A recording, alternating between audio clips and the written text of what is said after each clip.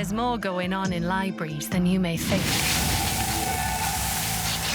We help people turn their bright business ideas into reality. Friendly support, smart advice. For everyone, for free. At the British Library Business and IP Centre, in libraries nationwide.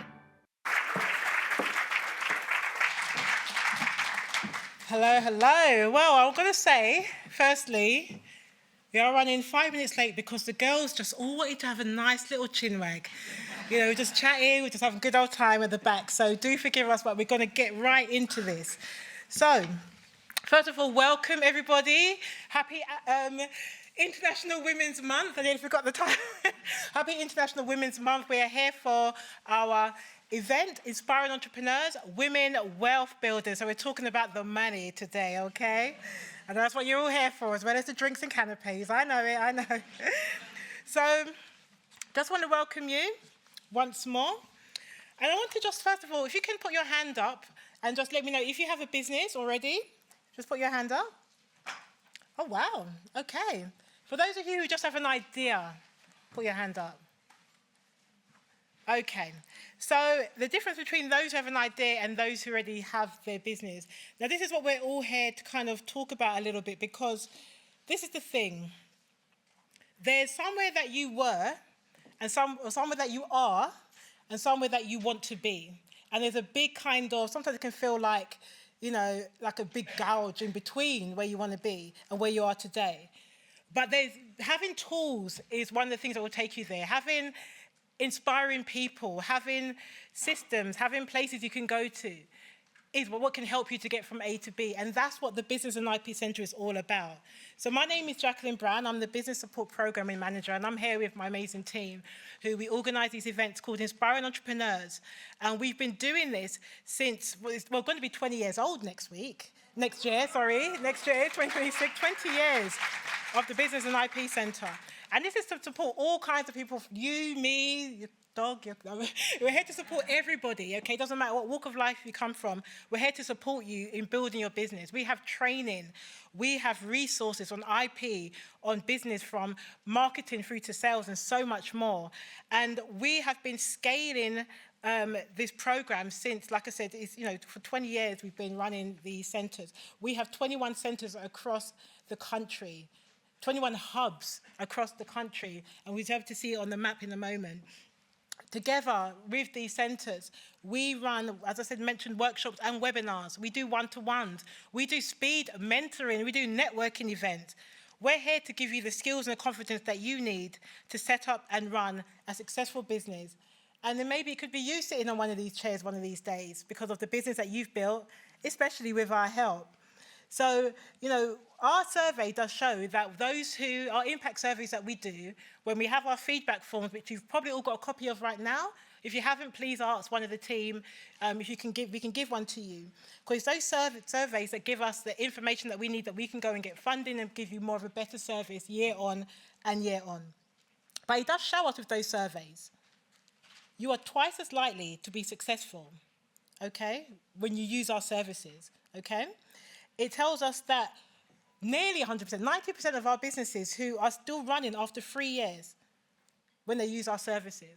So there's something within what we have to offer that can get you from that person that you were or are to the person that you want to be. And that's what we're here to do. And we want to reach those across the country, across the communities. Our services have been proven to help. At least 65% of them are women, 40% of them are from Black and Asian minority backgrounds, and 15% of them are from disabilities. And we know that it's Diversity Week this week. So, you know, these are really important things that we want to be able to support people from all walks of life. So I just want to shout out to those online who are watching us online, say welcome. We will be able to take questions online later on. So just to explain to you what's going to happen is slightly different this year, okay? We're going to have more of a girls' talk. I'm going to invite up the panel speakers. No one's going to moderate them. I'm going to just leave them to chat. And we're going to have some cards, some prompts, and they're going to have some conversation. They'll try not to be any arguments. There'll be good stuff going on. There'll be really, really good fun. And you'll be able to get some learning from that about their business. So that's going to kick off, first of all. After that, they'll take another seat, and then myself and Sarah Beanie, he's going to be up on the stage having more of a deep fireside chat between us. From there, we're going to bring everybody back on the stage, and we're going to have the stage open for your questions. So those online, those in person, you'll be able to give us your questions. After that is a part I know you're all waiting for, drinks and canapes, okay? So just a quick one, just to let you know that there will be some videos going around, some little vox pops that we're doing. I encourage you to do that. There's headshots taking place. You can do that as well, all for free. And just also to let you know that we are open up our National Women's Enterprise Week. Again, we have the accelerator is open for applications until the 30th of April. I don't know if anybody did that last year, but this year is opening up again. And, you know, we are a proud partner to the National Women's Enterprise Week. And the aim of it is to empower, support, and celebrate entrepreneurship. That's what we're all about. And so that we're supporting NWEW. 35,000 entrepreneurs are supported by us every year. More than 60% are women. So that's amazing. So women-led businesses can win one of the 10 places on that accelerator. It's a 3-day thing. It's happening in London here in June. So you will win access to mentors, trainers, even opportunities to connect with angel investors. So it's a really, really good program. And there will be a Q&R code on the screen at some point that you can just zap that and you'll be able to sign up and get your application in. So who's had enough of me? Because I think that is enough, right? Do you like my outfit? Thank you, thank you. Just got to put that one in. I did do fashion, so I've got to ask, you know. Got to make sure I'm on point. So with all that being said now, it's going to be over to our speakers. So the first person I'm going to call up is the wonderful Janet Davies, and she is a founder of Ominira Naturals. I have to do the Nigerian accent, okay? So welcome Janet Davies to the stage.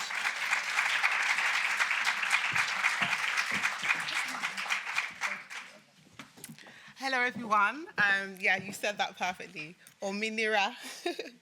So my name is Janet Davies, and I'm the founder of Ominira Naturals, which is the ultimate hair growth experience. And I guess, where do I begin my story? So I guess I've always just hated the rhetoric that Black women cannot grow hair. It's always bugged me. So I feel like I've been on this lifelong journey to just get people, and also myself, to understand their hair for themselves, and also to actually just be proud of their God-given hair. So I guess I started in uni. This was around, 2016. I studied biochemistry, but I had absolutely no clue as to what I was going to do with my life. I ended up in banking for a few years, and then I got married to my lovely husband. And also, I kind of forgot to mention, I was doing YouTube and Instagram. I was just kind of like posting my journey of, you know, Afro hair, because for me, it was just so empowering and encouraging to see other women with their natural, beautiful hair. So he just encouraged me, and bless him. He was like, Janet, you're making all these videos, you're teaching people, and they love your advice, they love your DIYs. Why not start something for yourself? And I guess I did. So fast forward, it's been about 5 years now, and I truly can't believe it. It's been the best decision I've ever made. I get the opportunity to just serve our community in just getting them to love their hair for themselves and just to be proud to wear it. So that's a bit about me. So the next speaker will be Shen Solon.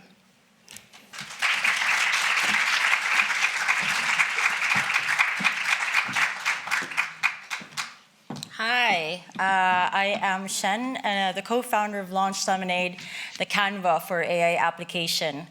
But I'm also an aspiring TikTok influencer. And if you are an aspiring entrepreneur, get on it. That's where you find your customers. Anyway, I spoke here, when was that, Jacqueline? Maybe like November. And the winner, so we had a competition where one of the audiences got an hour with me and as their mentor. And last week she messaged me, because we've been working together, and she said, I started this journey, and because of you, I'm no longer left behind.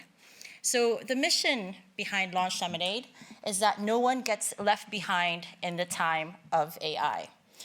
Who here thinks AI is still a bit scary? I don't know what I'm doing. Yeah, a lot of us. I come from a technical background. I delivered AI models for fintech and financial services, anywhere from fraud, identity, like really scary stuff, to catch bad guys. However, I had a big team, and the businesses that I worked for had big budgets. For a single project, I had $250,000 budget, often managed 30 engineers, data scientists, and whatnot. And I saw the impact of AI being implemented in these businesses was profound. When the language models came out, including ChatGPT, Claude, the most popular ones, it was so cheap. I said everyone should be taking advantage of this. And that's why we launched Lemonade. Our vision is that every non-technical dreamer, builder, entrepreneur can build their own AI businesses, AI tools, to help them scale and achieve their dreams with the platform. And that is Launch Lemonade. So if you're on TikTok, on LinkedIn, find us and we'll help you achieve your dreams with AI. The next speaker is Hayley Mulenda, an award-winning speaker, author, and change agent.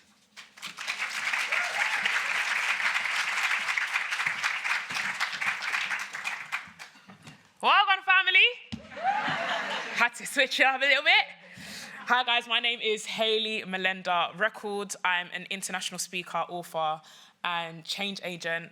And I've been speaking since the age of 15. I used to get in trouble for speaking, and I said, how do I make money from this? And I've been making money from speaking for the past 12 years.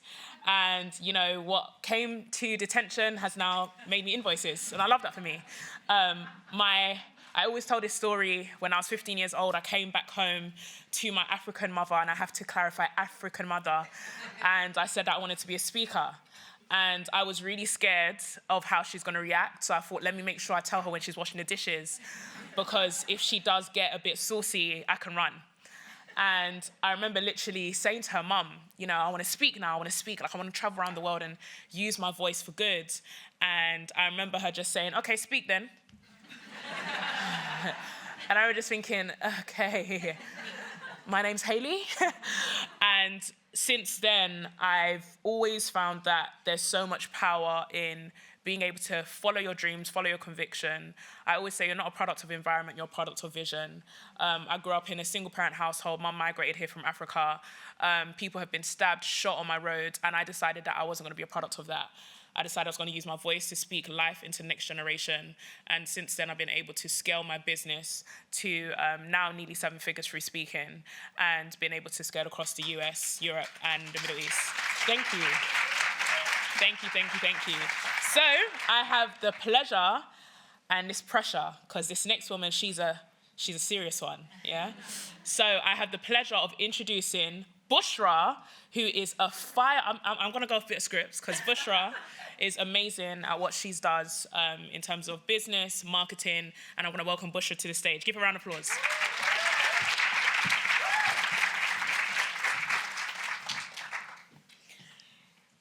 Hey, everyone. The very first time I sold something online where a complete stranger decided to pay me $500, and I very excitedly went and told my husband, he thought I was selling naked pictures of myself on the internet. Because why else would a complete stranger pay me money on the internet? And then I calmly explained to the man, this poor, poor man, I explained to him that I've given birth to 2 of his offsprings. And the way my body looks, I should be paying people. I should be paying them to watch me. But so that was interesting. Since then, I have managed to work with 100,000 plus people. And in case you don't know who I am the founder of the Persuasion Revolution. I've built a multi-million-dollar business from my closet office that I lovingly called the Cloffice because it sounds so much cooler.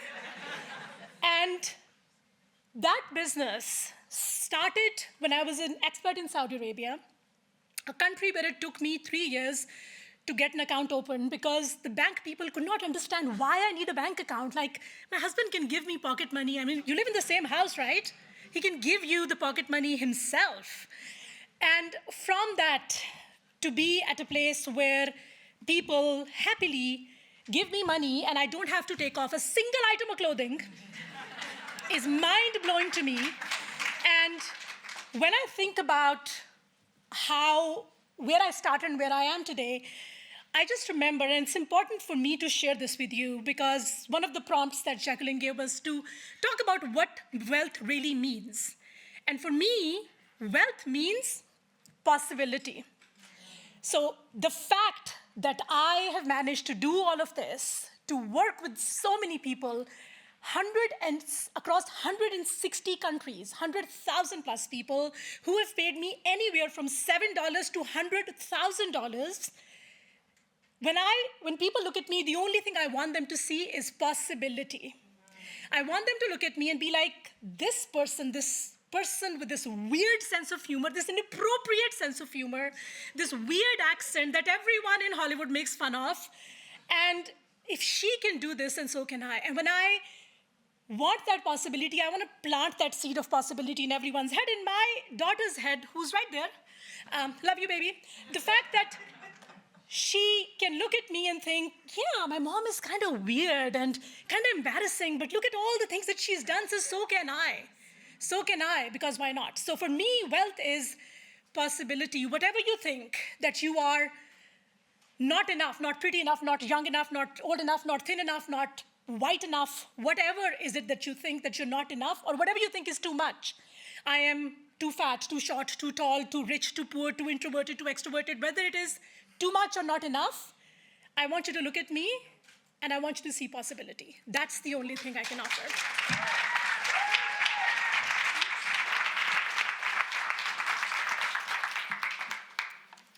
So I guess I'll start. Oh, thank you. You're amazing. Oh, everyone can hear us? Okay, let's not talk about those things.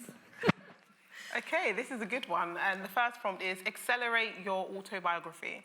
If someone was to write a book about your life and business, what would it be called and why? That's a very good one. My life, I mean, wow. Where do I begin? In Nigeria or in the UK? So I guess for me, it would probably be called perseverance because I'm crazy enough to start a business and be pregnant at the same time. So I started Ominira when I was pregnant with my first child, and most people think I'm crazy, but I think you have to have an element of craziness if you want to be successful in business. You have to be relentless in your pursuit of what you feel like you're called to be doing. I agree. So I think definitely perseverance, and yeah, that's why. How about you, Hayley? Okay, I would call mine The End Is Not the End. I grew up in the hood. And for some contexts, we also call it the ends, right? And the best I could say is, at the age of 15, I nearly got stabbed. So I nearly got stabbed, I was associated with the wrong people.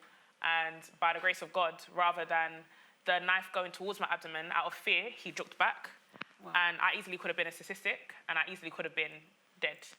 And I remember literally, at the time when the police were basically interviewing me, and they're basically saying, hey, we need to take you down to the police station, you need to kind of report.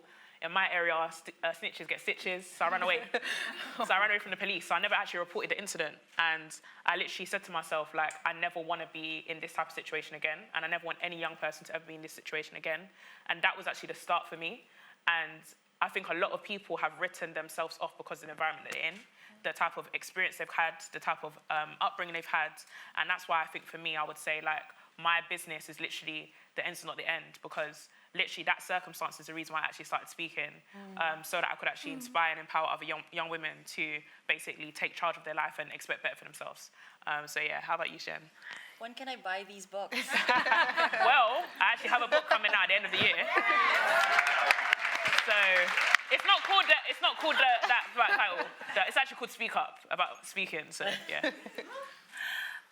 My book would be called Prove 'Em Wrong. Oh, nice. I like that. When I was 12, there was cute basketball players in my school. And I also really like basketball, but I was a girly girl. Like I was, like I had my pinky finger up and I was always wearing makeup. But I really wanted to join the basketball team because of the cute boys, because we would train with them. And I just really like the sport. I'm from the Philippines, so it's really popular. Basketball is really popular there. So when I joined, everyone made fun of me. Oh, she's never gonna be playing. Like she's probably just a muse, or she's probably just gonna be the bench player. But I really wanted to prove people wrong. Nice. And 4 years later, I was captain ball, and then a couple years later, I played for the city and represented my city in the national. I love that. And that has been the theme of my life, where people would think I couldn't do it. In a industry where it's heavily dominated by men, in finance and fintech, I wanted to prove people wrong. In a world where we hold up high the depth of our voices and our gravitas being defined by how we look and how we sound, I chose the other way. I'm like, I'm gonna champion a high-pitched voice and prove people wrong, because we've got something to say and we can do whatever we want to do and achieve what we want to achieve. Oh my God. I love that.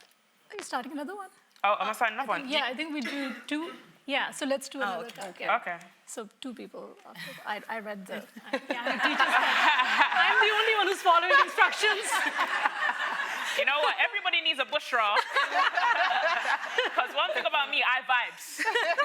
Same. Yeah, I just do things on vibes. Also, because I did not have a good answer for the question, I was like, I don't want that. Give me another one. I don't want that. All right, so wealth building via giving. So Bushra, you got to answer this one. Okay. How relevant to your business is it to give? And how do you give, whether financially or through time or skill sharing? Okay, this is my favorite. So, when I started working when I was probably 17 or 18, and I used to make a grand total of $8 a month. Wow.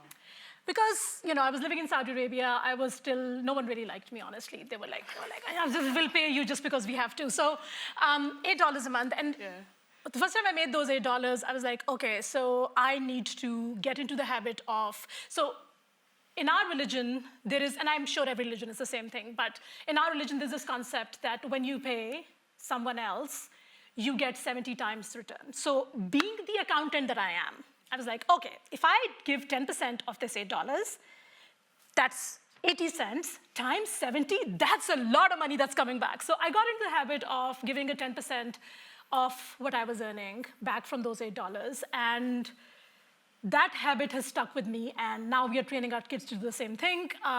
And now in our business, it's come to a point where there was a point where we were like, $5,000 there and $10,000 there. I'm sorry, I speak in dollars because my client base is predominantly in the US, so I charge in dollars, so I speak in dollars. Please do not take offense. I'm not a Trumper.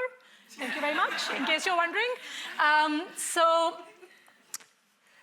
now in our business, 10% of everything that we make goes to feed and educate street children in India, Pakistan, and Bangladesh. So far, we have managed to get 7,500 kids off the streets. Come on.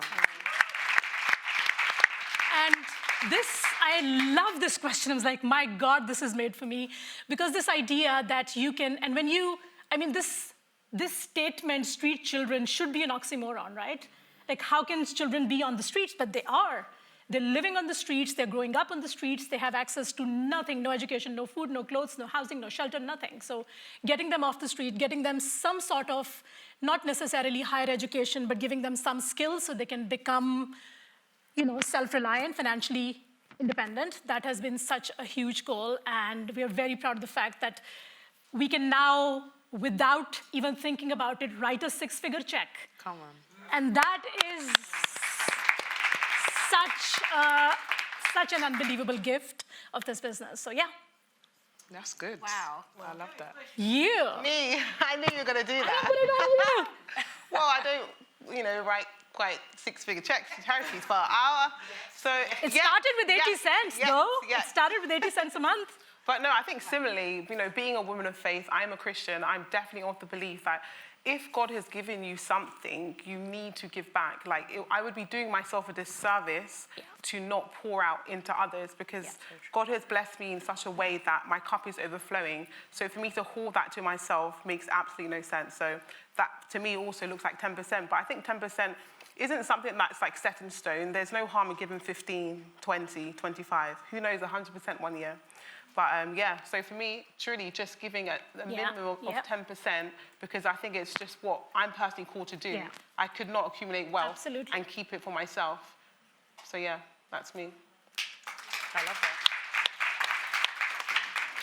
Hayley, Yes. what are the most critical changes that we must make to face the future effectively? Oh, That's a good one. that is such a good one. I would say one of the things that I found has been really important is actually giving yourself grace to change. I think a lot of people hold themselves captive to their past. And something I always say is that use your past as a point of reference, not a place of residence. You can tell I'm a speaker, innit? But on a serious note, don't live in your past.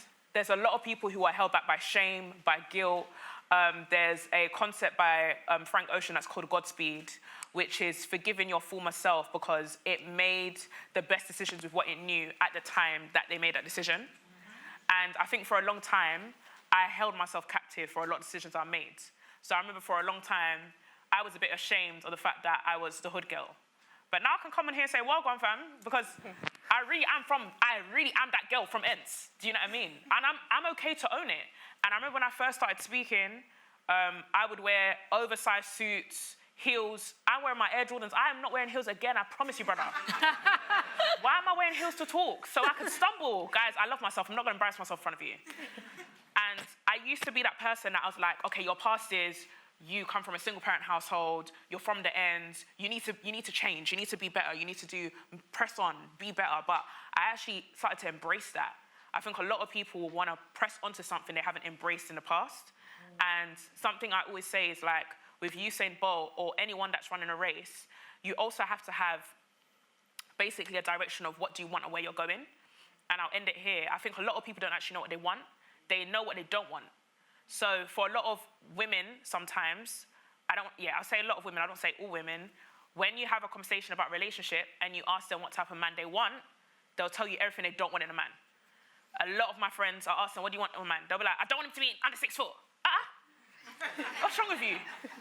And when I actually became very decisive of, Hayley, what do you want? I think a lot of people say, what do you want in business? You come and say, I don't want to be broke. But you're telling me what you don't want. So when I started saying, okay, Hayley, I want to be making this amount of money every single month, every single day, when I started becoming very decisive in terms of what I wanted, I felt like that was the thing that helped me in terms of the future. So I'd say two things, as I said, don't hold yourself captive to the past, and also know what you want and go towards that future. Love this. Thank you. All right. Can I pick the next person that's asking this? Yeah. You. Sure. Yes. The future, this is so relevant to me because, all I talk about is AI, but actually, in my previous life, my first startup idea was in investing. So I really wanted to champion women taking a look at how they're investing. Who here has a stock portfolio? Who here said invested? When did you start? COVID? Yeah. So I did a lot of market research, and we found that there is a big gap between how men are investing and how women are investing. More women are saving, and in relationships, it's the man who takes care of the investment, and the woman just kind of like letting the man take care of investments. And I myself only started, despite working in fintech, I only started investing in stocks during COVID. You're still young, right? So it's I'm not. It's my genes. God damn those genes! And I'm seeing the same thing with AI. So as women, our mental capacity is spread out. We've got kids, we've got all these things that we need to take care of. We empathize with so many things. And when something doesn't work perfectly, we don't have time for it. And that's why we haven't from my research and the people that I've spoken with, we didn't have time to invest because it's so it's just so the vocabulary is so masculine. We don't understand it, and the same thing is happening with AI. But the impact of this is massive. There's going to be a wealth gap. There's going to be a literacy gap. Yeah. And I think this is critical in how we change our mindsets about trying things, because we can't be left behind. And specifically for women, that is the one change that I recommend everyone to take, is that try it out, persevere, and claim equity in what is being built. Yeah, absolutely. Oh my God. I'm just going to shuffle through and see if I can find something.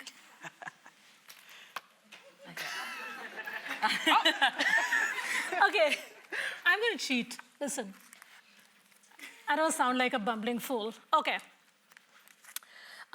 So mine is wealth building for equality and equity. When you see the role of equality versus equity in business and entrepreneurship for the future, what is the future you would like to see? Oh, this is good. This is a good one. So, I mean, just the fact that on a stage in, is that me? Is I think so. Is that your chin? See, that's what happens when you have more than one chin. Did you just tell me that I have too many chins? No. Thank you. Okay, thank you. So one of my chins are causing trouble. What do I do? So yeah, what was the question again? See, that's the problem with having too many chins. Eat less, people. You know what? I'm going to put it on you. Me? Yes, because I don't know what to say. Can I read it again? Shall we change the question? Let's just make the question easy. This is hard. Oh, I like this one. Okay. Okay. Oh, I can talk about this forever. With With or without the chins. Okay, accelerate your visibility. Who want me to talk about this, How to creatively build a loyal social media following, grow your visibility while generating revenue. Okay. I like it. I can add to that. Ooh, this is mine. Yeah, I can add to that. This is mine. I'm not letting you. Oh. I'm not letting you. So, okay, one of the things that I talk about a lot, and I am not, even though it says, I'm glad it says here loyal social media following and not massive social media following, because one of the things that I've realized is that popularity is such a losing battle. I know too many people who are, I call them popular poppers. They're super popular, but they don't make any money. So you have to understand, if you're trying to win a popularity contest, then I can't help you. I don't think anyone can help you. Again, let's go back to taking off items of clothing. That's one way to be popular. I do not want to go down that path. So I believe that one of the things that I talk about to everyone, that's kind of like my standard line, is that when you start your business, and that's actually, I'm going to put in everyone and ask you this. So what is the biggest flex in business? Like something, it's a mindset shift. What is the biggest flex in business? Now, most people think that the biggest flex in business is driving a fancy car and taking those fancy vacations, pictures of yourself on a yacht with a wine glass and a feather up your butt. And I'm like, I can't do that. I do not drink wine and I do not like things there. So for me, it's really simple. I need to understand what my biggest business flex is, and I would like to give you that gift. And my biggest business flex is, when someone asks me, what do?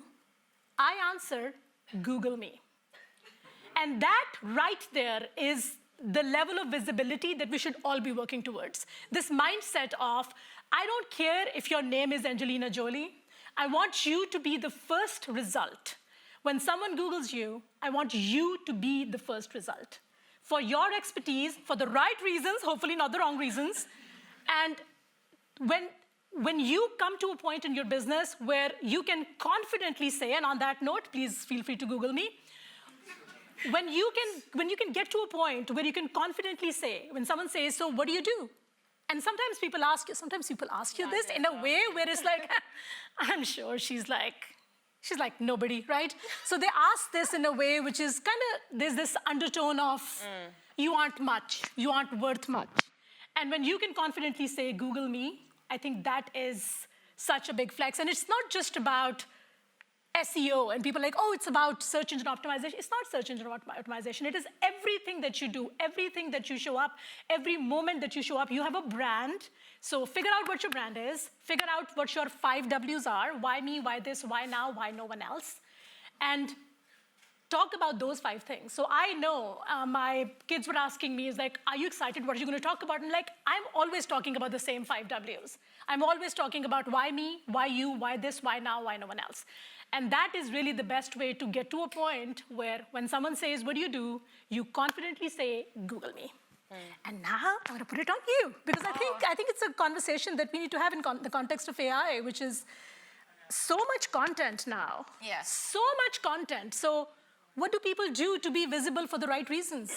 I love this question, actually, because as someone who tells people to scale themselves in digital channels with AI, I also add it with, but be authentic and be present. So as a startup, I've self-funded the business, me and my co-founder, so we don't have funding to do marketing. And we banked in on social media and digital presence. And we did it meaningfully. And we chose not to automate ourselves, but instead we automated our systems. Yeah. And this is very important in the world of I want to get customers right away mindset. People will still buy from people. Yeah. Remember this, people will buy from you. That's true. And not the product that you're trying to sell. Without you selling it, without people believing in you, you won't find customers, especially now that the market's saturated. There's so many solutions for so many things. And when people look for solutions, they look for people that they can cling on to, especially in tech, when they don't understand. And there's so many people telling them the same thing, selling the same thing. They'll find that person that they can trust, that's present, and that's genuine. Yeah, absolutely. So remember this, automate systems, not presence. Yeah. That's good. Absolutely. That's good. Okay. I like this question. I want to speak on it. Okay. Oh, I love that. So I think if you do not have a social media following of some sort and you're trying to build a business, it's a waste of time. Because in 2025, social media is where we spend about, I don't know about you, 90% of our time. If we're not on Instagram, we're on TikTok, we're on Facebook, we're on YouTube. Like, YouTube is now probably one of the biggest search engines. So social media is such a powerful tool that if it's neglected, I don't see how people will truly make any kind of profit. And building a loyal social media following is, I love how this question is worded because anyone can have a social media following. Anyone can buy followers or post viral things. But if you're not actually profiting from it or monetizing it, it's also a waste of time. Unless you really like to take your clothes off, then that's on you. But so for me personally, building Ominira Naturals literally came from me posting about my hair. I was doing this for years without really making any money from it, but it kind of became something when I monetized it.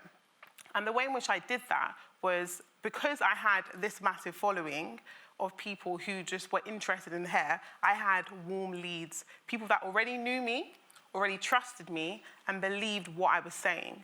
So having a loyal social media following is almost like having a trusting friend. Your social media profile is almost like your fingerprint. Like, it's something that people will akin to you, and without it, you can't really make true sales in this current 2025. I mean, in 2030, maybe we'll have AI bots. I don't know if you tell me, but we will. But yeah, social media following is imperative for growth. And because we spend so much time there, you need to go where your customers are. And you need to kind of create solutions for problems because as an entrepreneur, you're truly just a very highly paid problem solver. That's all that we do. I'm just a normal person. I'm not anyone special. I didn't go to any special school. I'm a first-generation migrant. My parents came here with 2 pennies to rub, like, quite literally. There's nothing special about me.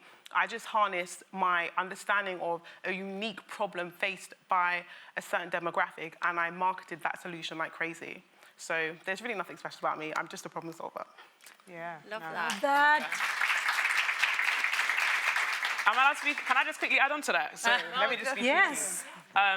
I think the one thing I definitely would say is and I'm big on this. It's actually something I went viral for last year, and it gave me 40,000 followers on my Instagram in a week.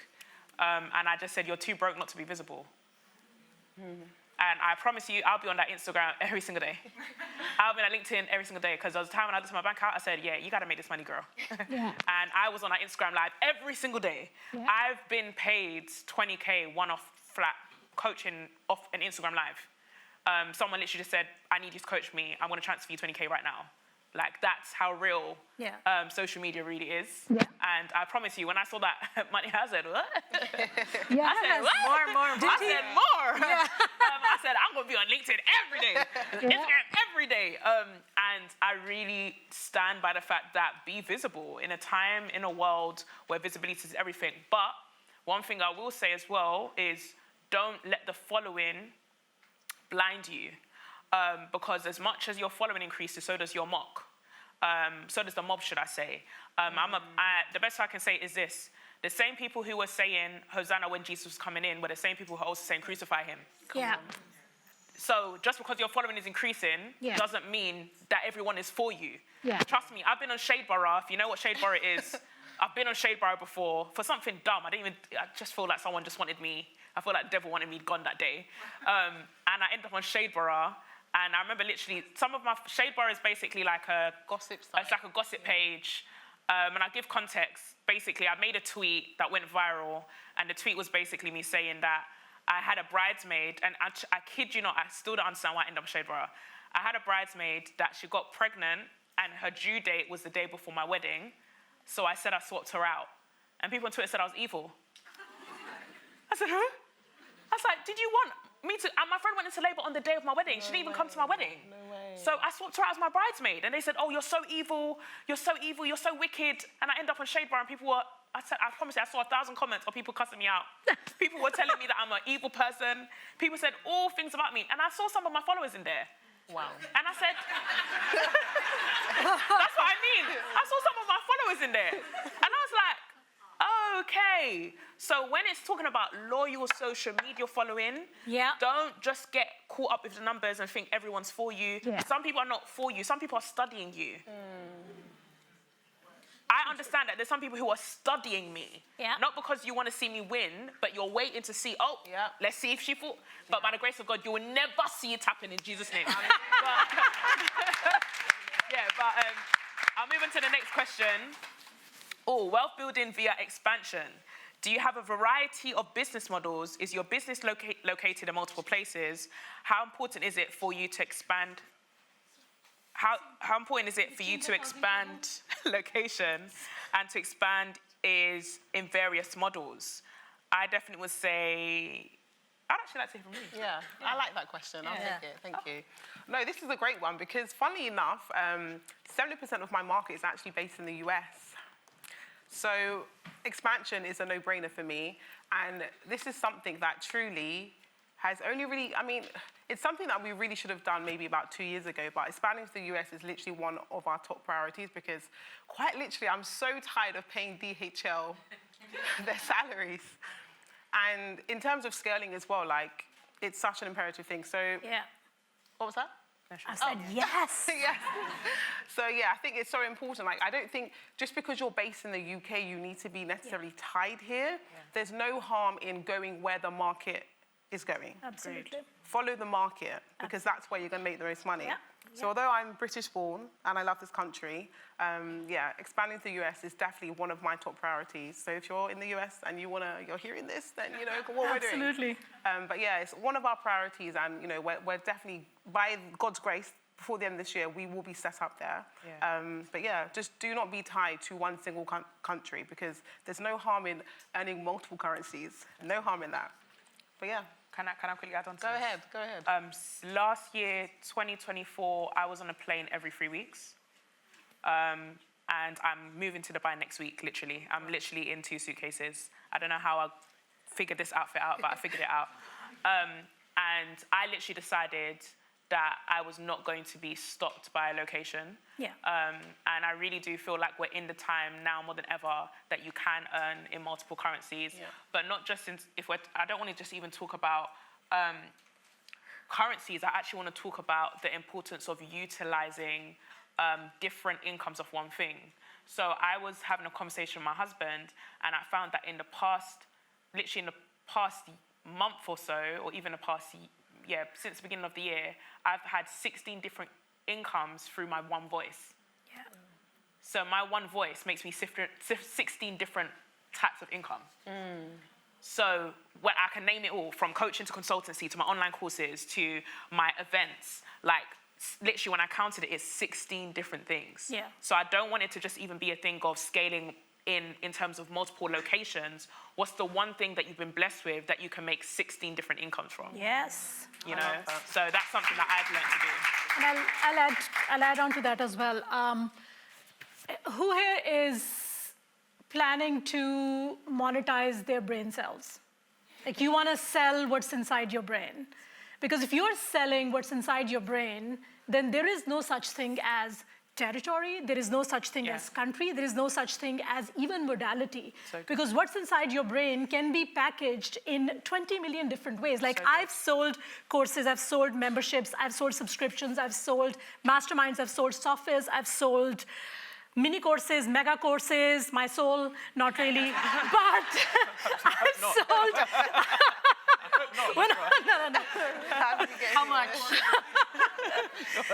One easy payment of $1 million. Okay, so if you're selling what's inside your brain, then limiting yourself to a territory is such a huge disservice, because, and even limiting yourself to a modality is a huge disservice. You could be selling the same exact thing. And here's the best part about this, exactly what you said, and I'm sure this happened to you, Haley, that one person, because they fall hopelessly in love with you, they will pay you multiple times for the same thing.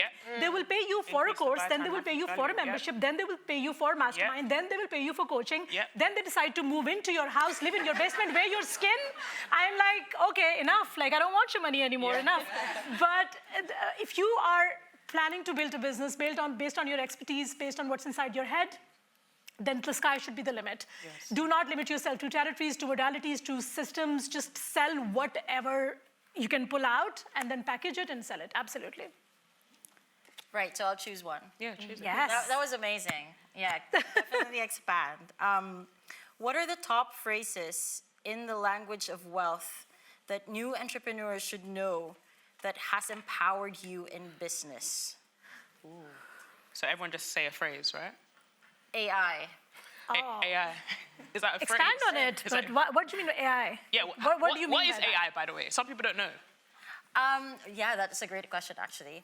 So What does it stand for?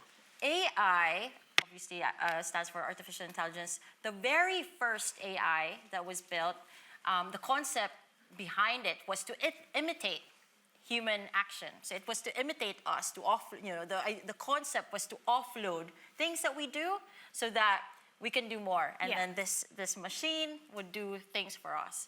So the very first versions was to play chess. So it imitated how we played chess, and it engulfed a lot of data, and it played chess like us. And then the next was to pick up a yellow ball. So in a sea of blue balls, there was one yellow ball, and this robot hand was able to find the yellow ball in a sea of blue balls. It imitated how people perceived balls and found the yellow ball. And then eventually it became other things. So before generative AI, like ChatGPT, what it was designed to do was to make decisions faster. So for example, when you're applying for credit, so when you're going to the bank and you want some money, the bank looks at all of your data. Before all of these models, the machine learning models and credit models were built, it took forever to decide how much you would be able to borrow. But with the models that were built via machine learning and different AI systems, the decisions were like that. You basically applied for a loan in American Express, and then using your postcode, using your device model, using your credit rating, the decision is made quickly. So AI has progressed. And then now, AI is built to help you scale your business, do your customer service for you, think for you. So as an entrepreneur, especially if you're a lean team and you have low budgets, AI is now allowing you to scale exponentially. Yes. What was the question, sorry? Oh, phrase. Phrase. Okay, we'll do. Okay. So just You one. have to give a phrase. All right. Everyone, I think, has to give a phrase. So one phrase. Just one phrase. You wanna go? Let me see. Oh, you go. You can go. Mine is a scripture. I'm a person of faith. And the scripture says, what does it profit a man to basically, the best I can say is, what does wealth profit a man in the hands of a fool? I know it hits, innit? I'm telling you, that Bible, it hits me. I kid you not, there's a lot of stupid people that have money. Yeah. There's a lot of stupid people that have money. Oh, yeah. I don't think money's evil. People are like, money's evil, money's evil. No, money is a tool. Yes. You put it in the hands of a fool, foolish things will happen. Yes. True. If you put it in the hands of a good person, good things will happen. Yeah. So I think a lot of the times I got to a place where I remember when I was broke and I'd always be praying and being like, God, change my circumstance. But I think the thing that changed my life was I stopped praying for my finance to change, but I kept praying for my heart to change. And I kept praying that my heart posture would change, my perspective would change. And I feel like a lot of people, you're praying for finance and your character can't sustain it. Yes. Wow. When I actually started working on myself, when I started healing from my daddy issues, started healing from unforgiveness and all the things that I had been holding, that's when I actually felt like I could actually scale and scale in a healthy way.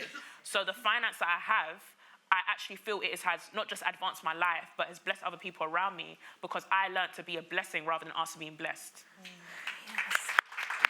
Thank you. Amazing. So that's that. Okay, I'll just do the phrase. Jacqueline, do you want us to do another card? We'll just do the phrase and be done with it. It's 20. Okay. Phrase and one last question. I'll just do the phrase. Okay.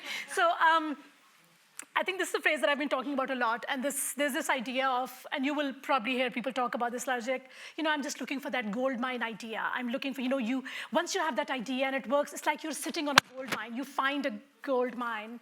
And I always tell people, and I firmly believe this, and it's truly empowered me, this idea that we don't have to go look for a gold mine. We are the gold mine. And if you just change your perspective from, that's me. If you just change your perspective from, I'll just use my normal voice, which is enough. This idea of, we have to find a gold mine. We have to, we have to be sitting on a gold mine. We have to seek out a gold mine and just change that concept to instead think of yourself as the gold mine, because you are. What's trapped inside your head, what's in your heart, your ambition, your inspiration, your power, your ideas, the fact that you wake up in the middle of the night, you start scribbling notes, represent if that's you. No one? No one wakes up in the middle of the night and starts scribbling notes? Come on!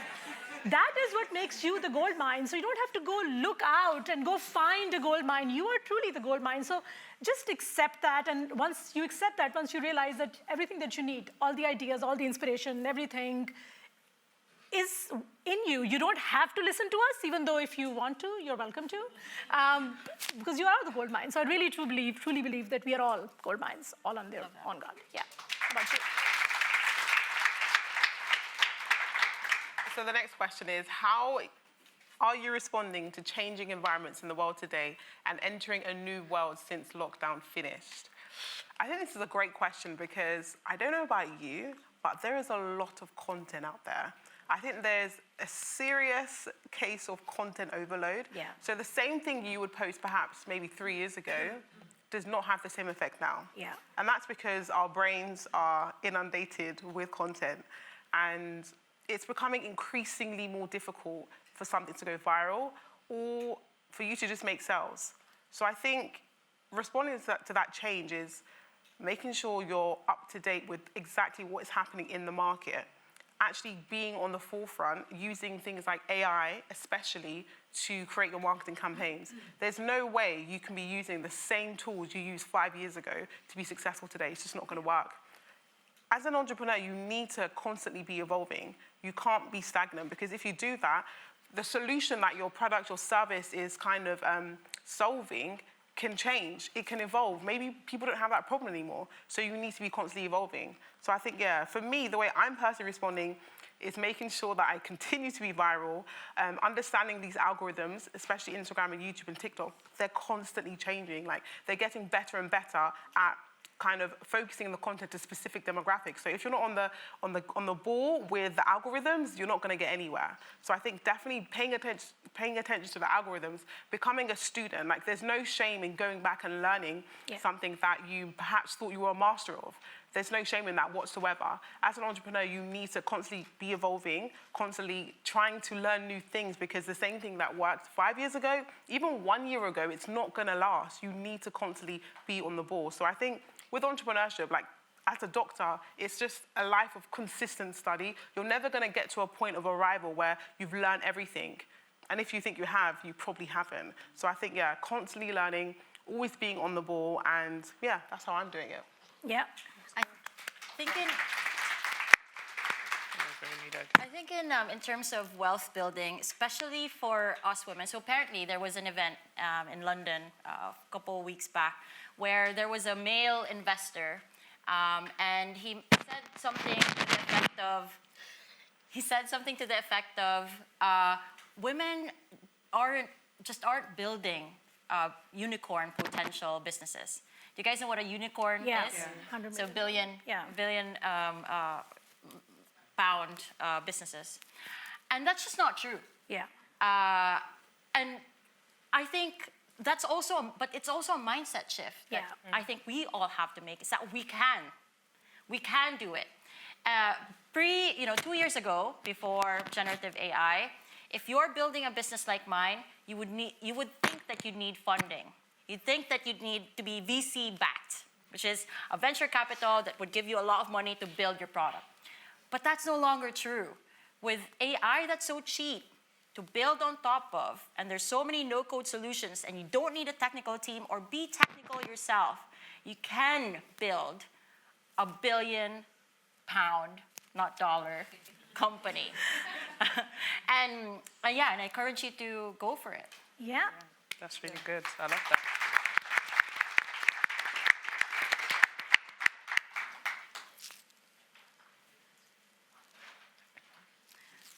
Who's thirsty? Time, you hate no time. All right, wow. I mean, we haven't finished yet. I don't know if this is coming from my mic here or here. I'll do this one. We are not finished yet. But that's just the appetizer. Oh. And what an appetizer is, I know that your bellies are properly full up, but there's more to come. We're on to part 2, then we've got part 3. But I want to just give a round of applause for the ladies before they take their seat.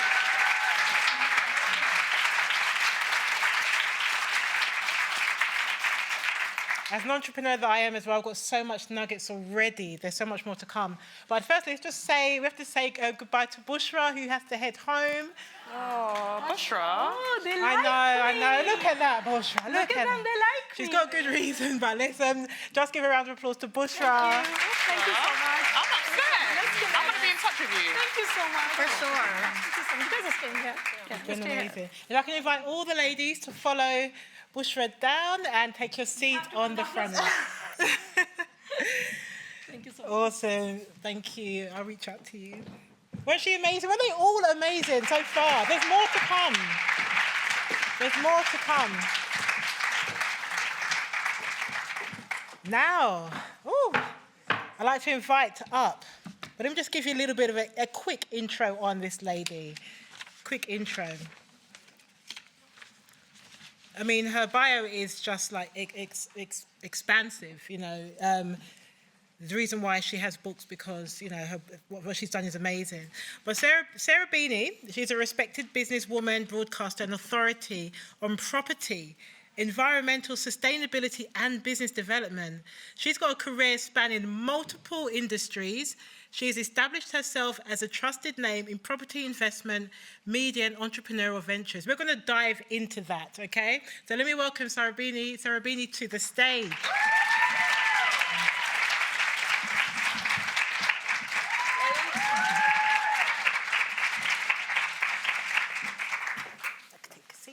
Thank you. Hello, everyone. Oh, look, I can't see all your faces. I have to be like that. You're very kind to come and watch everybody and listen to everyone. Amazing. What clever people. Thank you. We've got I've learned loads. Let's grab a drink of water because I don't know about you, but I am thirsty. Would you like some? Gorgeous. Yes. Welcome to our our living room right now. Thank you. What a lovely See the place. fire right there. We're having a little fireside chat. I'm sort of thinking that if you come to the British Library, you're going to leave cleverer than you came, aren't you? Exactly. It's just going to go in by osmosis. Yeah. Water can taste so good sometimes. Absolutely not as good as wine. We've got a lot of that coming up. Well, there's so much about you to talk about, and when I just think about what you've done, it's so inspiring, and that's why having you here as an inspiring entrepreneur is so key. Well, you're very kind. I mean, do you know what? That's very high praise. I sometimes think I sort of bumbled along through life, and sort of things have happened, but. Really? A little bit. We'll go into some of that because, you know, but first of all, let's kick off because we know that it's International Women's Month still. I know that the day was on the 8th, but we're still celebrating the whole month. Well, we're women all year. So, you know, we celebrate all year. But, you know, this particular month, let's just, you know, highly celebrate those, give all the ladies their flowers for all that they're doing and contributing to the world. And I want to ask about, the theme is accelerating action for Women's Month. But we're also talking about building wealth. And like the ladies picked up the cards today, what does that mean to you? Well, that's quite a big question because I think there's no question that having no money is absolutely horrific. But there is enough. There is such a thing as enough. Yeah. And I think you have to be really careful. I think chasing money is probably not going to make you as happy as chasing what you love doing. And I think you'll make more money if you do what you really love doing and you work really. It's more about attitude than it is. I mean, obviously, this isn't the case for everyone everywhere. You know, we're really lucky we live in the UK. So let's make a starting point of the assumption that we're in the UK. Yeah. But pounds, not dollars, and no Bushra's gone now. Yes. Just say that. But assuming that you're here and making some assumptions, I think if you find something you love doing and you really, really work hard, it's more about what your attitude is to that and other people and yourself, and what your goals are and why they're your goals. I think you're going to be happier and be more successful. I always thought when I first started my own business, I was quite young, and it was a Sunday, and I thought, I've got work tomorrow. Yeah. Wow, okay. It was a Sunday evening, and I thought, oh, God, it's work tomorrow. Oh, I can't bear it. And then I thought, I know what I'm going to do. I'm going to have a business where I think, damn, it's Friday. I've got a whole 2 days until I can get on with it. And then on a Sunday, I think, oh, thank goodness it's Monday tomorrow, because I wish more life away than... I mean, no, some people I accept have to do that, but you can, you know, even if you've got quite a normal job, you can enjoy it. You can, it's an attitude of mind. And I think, you know, I play this game sometimes with my kids when they were little, and we'd go somewhere like this. Oh, you know, we used to do it in Pizza Express. I have to say, I love Pizza Express. And I'd say, oh, how many jobs are here? And they'd say, well, you could be a waiter or you could be a pizza maker. And I'd say, no, we want at least 50 jobs sitting in Pizza Express.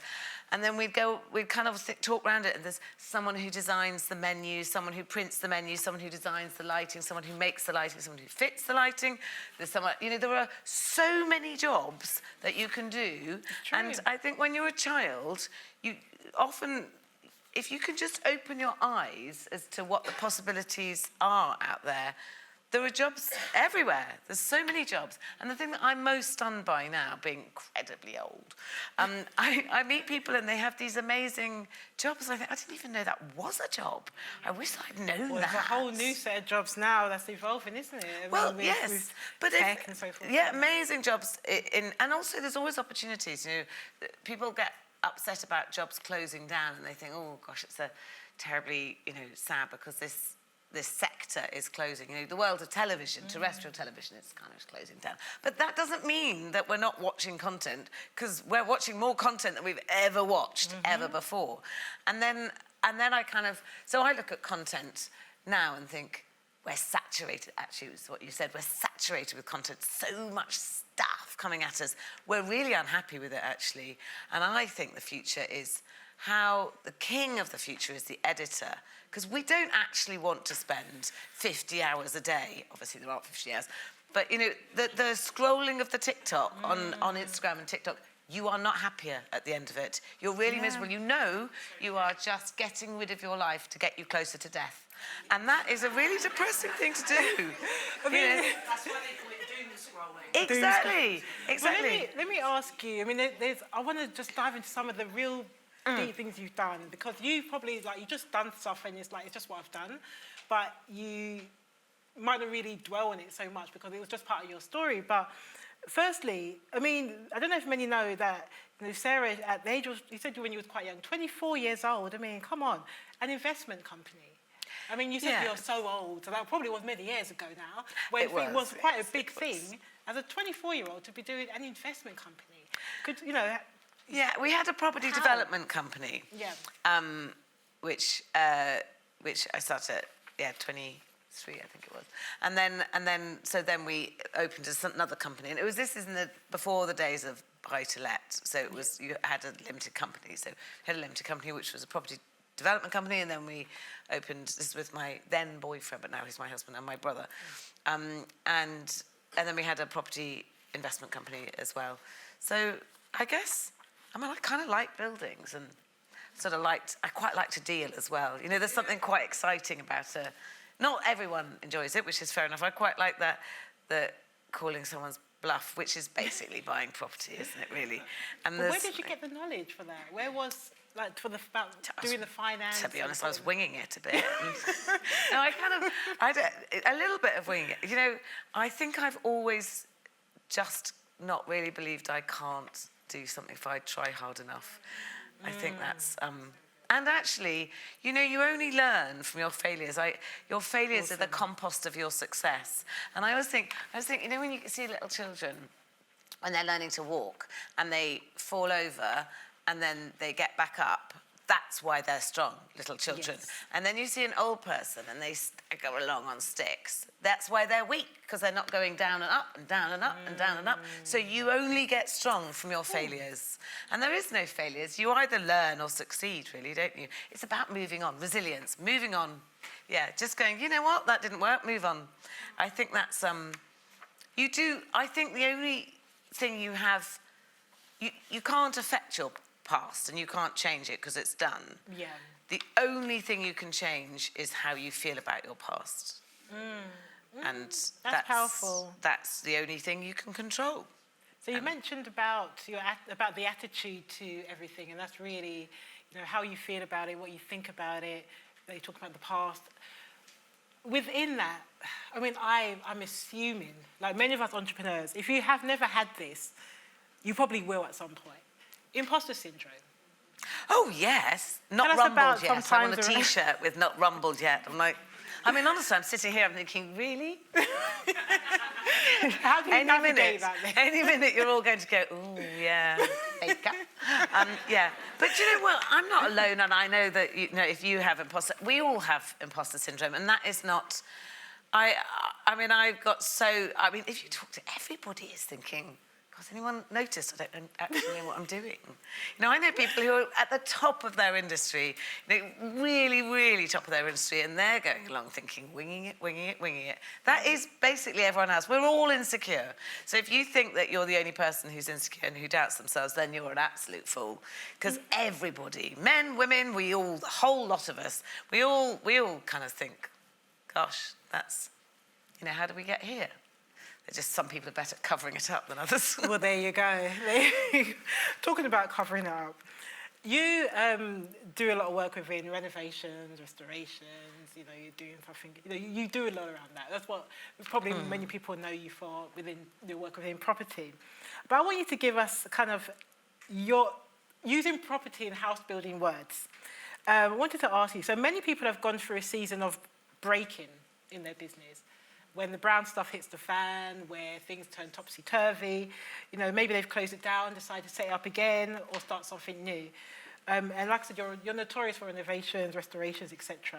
So using house building language, how would you recommend someone restore an old business, project or an idea that literally died or they were going to give up on? Well, do you know there's something I've learned over the years, and that is sometimes you shouldn't try and give it CPR. You should just bury it and let it die. Like, there's no point in flogging a dead horse, to be honest. So there's moments where it's the right time to just move on. So that's one thing I would say is that you know, knowing the right time to walk away. And weirdly, so I've got one business that I walked away from. We sold quite a lot of it, and then it was just driving me almost to distraction, and I just thought, I'm just going to walk away. And then you just go off in another, I always think, if you're, I mean, I think it's probably because I've got ADHD or something, but anyway, I've got so many things that plate spinning all over the place. But you can only have your headlights in one direction at a time. True. And so if you've got your headlights on this business and you're focusing on that, fixing it, getting it perfect, and then you turn around like that and someone's doing something in another one, you're like, what? Hang on, I left you a minute ago, totally fine, and while you're focusing on this business, that one's gone. So then you think, oh, got that sorted, then you go over to that. So if you've got a lot of plate spinning, it's really hard to kind of focus everywhere. And so a really good friend, who's lovely, who started a business called Moonpig, which, I mean, if you can make millions of pounds out of greetings cards, like...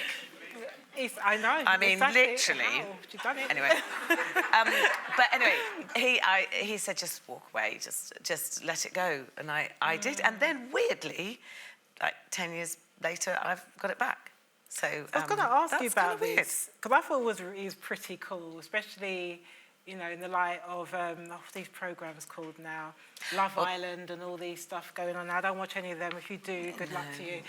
No, but I haven't ever watched that actually. I think my kids watch it, but no, I mean, property shows. When I started, it was a complete random coincidence. I went to a hen party. Someone asked me if I would present this TV show, and I was like, yeah, okay. To go to hen parties, that's where you kind of get the gigs. I mean, or the internet for 20k, offers. There you go. Well, no, but it wasn't. So that's what I would say about taking your opportunities. Yeah. So I had a business at the time, and I was really happy having a business and earning quite nice money, having a nice time, really enjoying it. And so when I went to this screen test at Channel 4, they said, would I be the front-face presenter of this series? And I said, well, how much are you paying? And it was absolutely outrageously small, the amount of money. Oh, wow. It was just so insane. I was like, you've got to be joking. So I think they were offering something like £50 a day. And I was like, I was like 29, I had my own business. I was like, that's not even going to cover the petrol to get there. Anyway, so I was going to say no, to be honest. And then my stepmother at the time, who's now passed away, but she said, you only regret things you don't do, not things you do. And so I did do it. And then after the first, where I thought they wouldn't even air it, to be honest, I thought, it must be so boring, this. But anyway, by the time they've edited, like I know, 1 million days into 3 seconds, they can find something in it. But anyway, so they made this show, and then it seemed to be a hit. And then they came back and said, we want you again. And I was like, right now. Great. Now let's talk money. Yeah. So it was much better then. But, if you don't take your opportunities in life, then, that's kind of... I mean, I was lucky, but I could have said no. And I suppose that's the key. It'd be a different story, but, I mean, it seems like, you are an entrepreneur, because I was going to ask you about, when you entered the digital space, which is one that, Shen is quite deeply into, online, digital and tech. Oh, okay. Oh, hello. We've got AI joining us. Excellent. You launched a groundbreaking dating website, and I wanted to ask, wow, it's influenced a lot of the online dating that's out right now, these sites that are out. So why a dating site, first of all? And did those skills that you gained in other businesses influence for this business, for that business at the time? Well, genuinely I started it because there wasn't a dating website that I was trying to fix up my friend Philippa at the time. There is a deeper story going on. And so I'd introduced her to all my single male friends that I new because she liked men. I was like, oh, try this one. Try that. Anyway, she didn't like any of them. I was like, oh. Anyway, and then I met someone somewhere. It was a work thing, and she was chatting, and she said she had a brother, and I thought, oh, he sounds really nice. How do I get him to meet Philippa? And then I couldn't work it out how to get them to meet. And then I woke up about 4 a.m. and woke up my husband and went, I've got it. I'm going to start a business, and we're gonna like have a website, and we can all put our single friends on it, and then we can just matchmake our single friends and have a real laugh. And he said, amazing. He said, actually, that's a really good idea. And at the time, it was a very long time, it was 20 years ago, so there was Match, which was really horrible, where you had to put yourself on Match and describe yourself, you know. And the truth is, if you go on a dating website and describe yourself, you either are conceited or ugly. You know, there's no medium ground. You know, do you know what I mean? I either have to say I'm fabulous, or I say, quite a bit of Who's on munter. dating sites? Go on, put your hand up. Who's been on them? Use them. Well, to answer me another question, how many of you have put yourself on a dating site and enjoyed writing the profile? Can't see any. Has anyone put... Well, that's what my single friend was. You get somebody else to write it for you. But it was early days, and so in those days, it was before Hinged, and so it was a bit of a cult dating website, and it was the first dating website that kind of... Sorry? Before Plenty of Fish. Yes, it was before Plenty of Fish. It was before all of those. Came just after dating agencies, really, where you have some... I always think probably a lady in tweeds, you know, a tweed suit, who would sit with like spectacles and kind of go, and what's your background? You know, which I quite fancy doing that as well, actually, now. Now I'm old, you know. But yeah, so... Bringing out the tweeds. But yeah, My Single Friend was really brilliant, and it was massive at the time. Does anyone here go on My Single Friend? Oh, look, there you go. Brilliant. Has anyone Now they're met putting someone hands up. and got a family from My Single Friend? Oh, look at that. Brilliant. Come on now. Whee! There you go. Boom! I love it. God, it makes me want to cry. The first My Single Friend baby I met, I did actually cry. That was really pathetic, wasn't it? I was like, it's life. I was like, oh. I've kind of got a God complex here, but I'm so thrilled. Well done. Whoever put them on it, that's fantastic. And secretly, only between you and me, I've got it back. I'm relaunching it. So exciting. So for all of those who are looking for their special someone, you know, have your watch family, this your space. babies. It's there a you go. whole new plan. But yeah, evolving, that's what's fun. I mean, to be honest, it's a real laugh, My Single Friend, because you just get to talk about everyone's love lives, which is fantastic. But you know, I mean, this is how it all kind of connects. If you're really listening to the things that, you know, Sarah's saying and the things that the other ladies have said, I think it was Janet who was saying about being a problem solver, you know, having solutions to problems, and then just putting yourself out there to showcase that you are the solution. You know, and I think that's kind of like what you did without maybe thinking about it. You just wanted to help your friend. Yeah, Or you well, wanted it's always, to- all the business Yeah. I've ever had is you see a gap in the market, it Yeah. annoys you, so you fill it by starting a business. My friend always says that I said to, I don't believe I actually did say this to her, but she says I said it to her years ago, and she always quotes it back at me, and I'm like, it's terribly wise, so I'll claim it, but I don't know if it was me. But I think there's two types of people. There's people who make problems, and there's people who solve problems.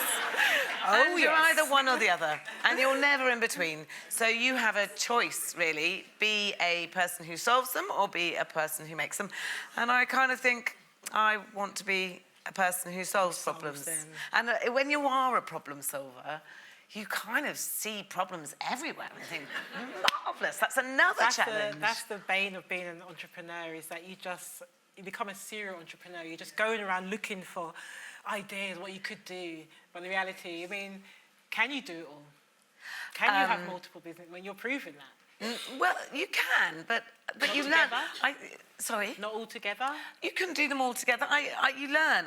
The thing I think I've learnt so much over I wish I could go back right to the beginning and start all over again, because I'd do it so much better, but then I wouldn't have learnt, would I? So I suppose I've learnt, the one thing I've learnt is collaboration is king. And I used to think, don't collaborate with anyone.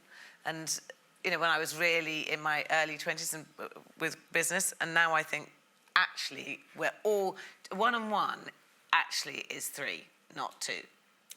We're so much greater together.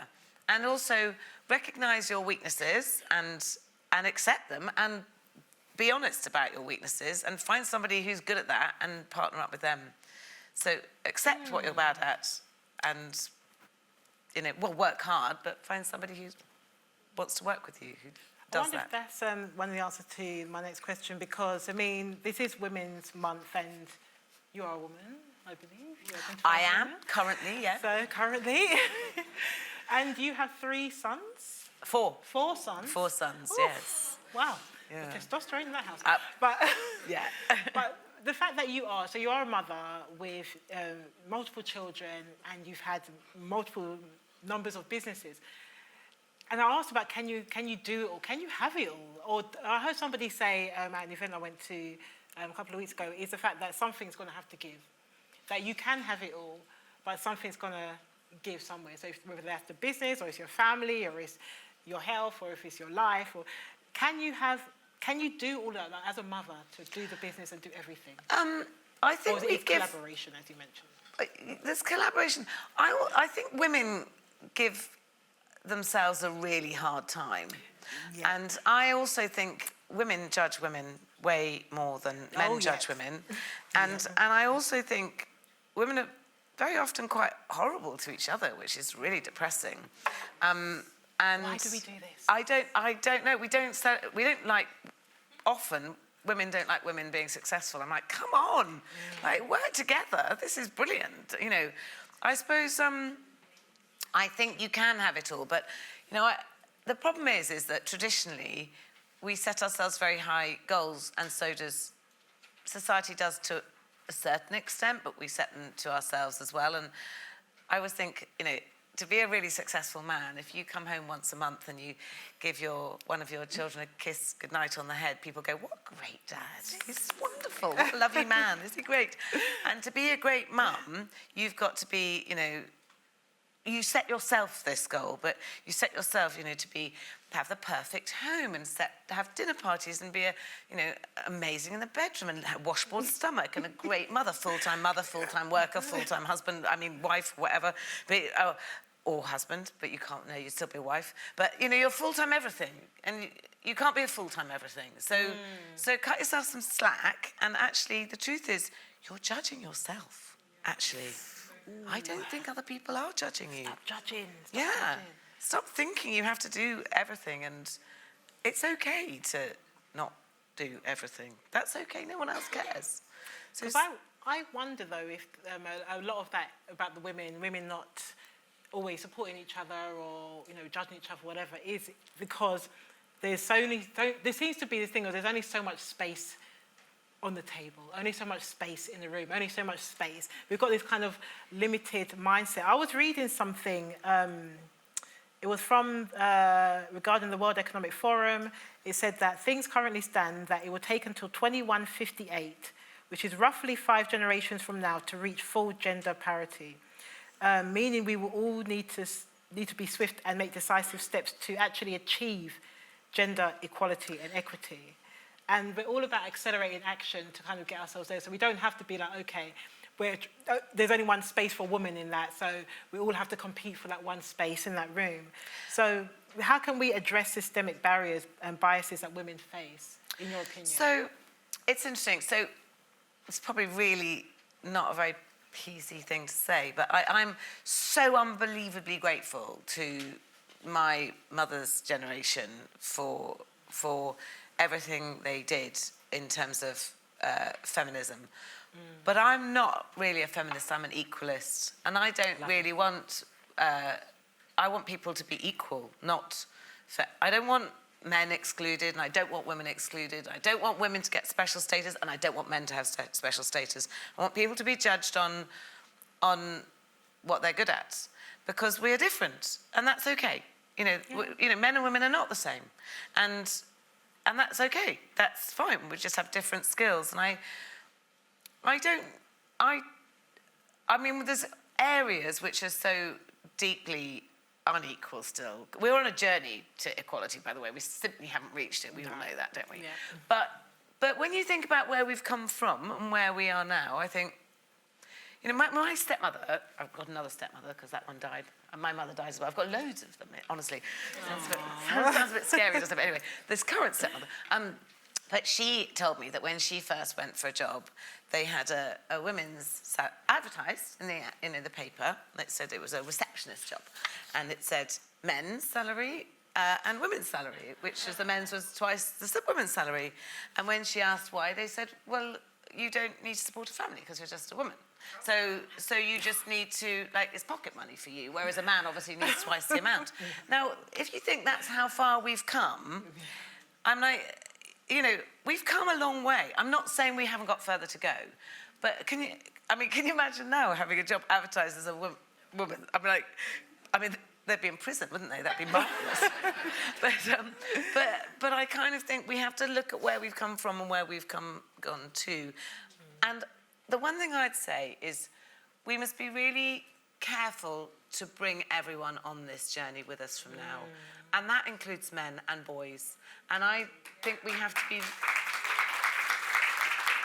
And thank you. I'm glad you clapped, actually. Because we must bring everyone on this. They're not the enemy. And someone said to me a while ago, which really upset me, actually. They said it was a I'm not going to say where it is, actually. It was an opportunity, a place they were running courses for young people.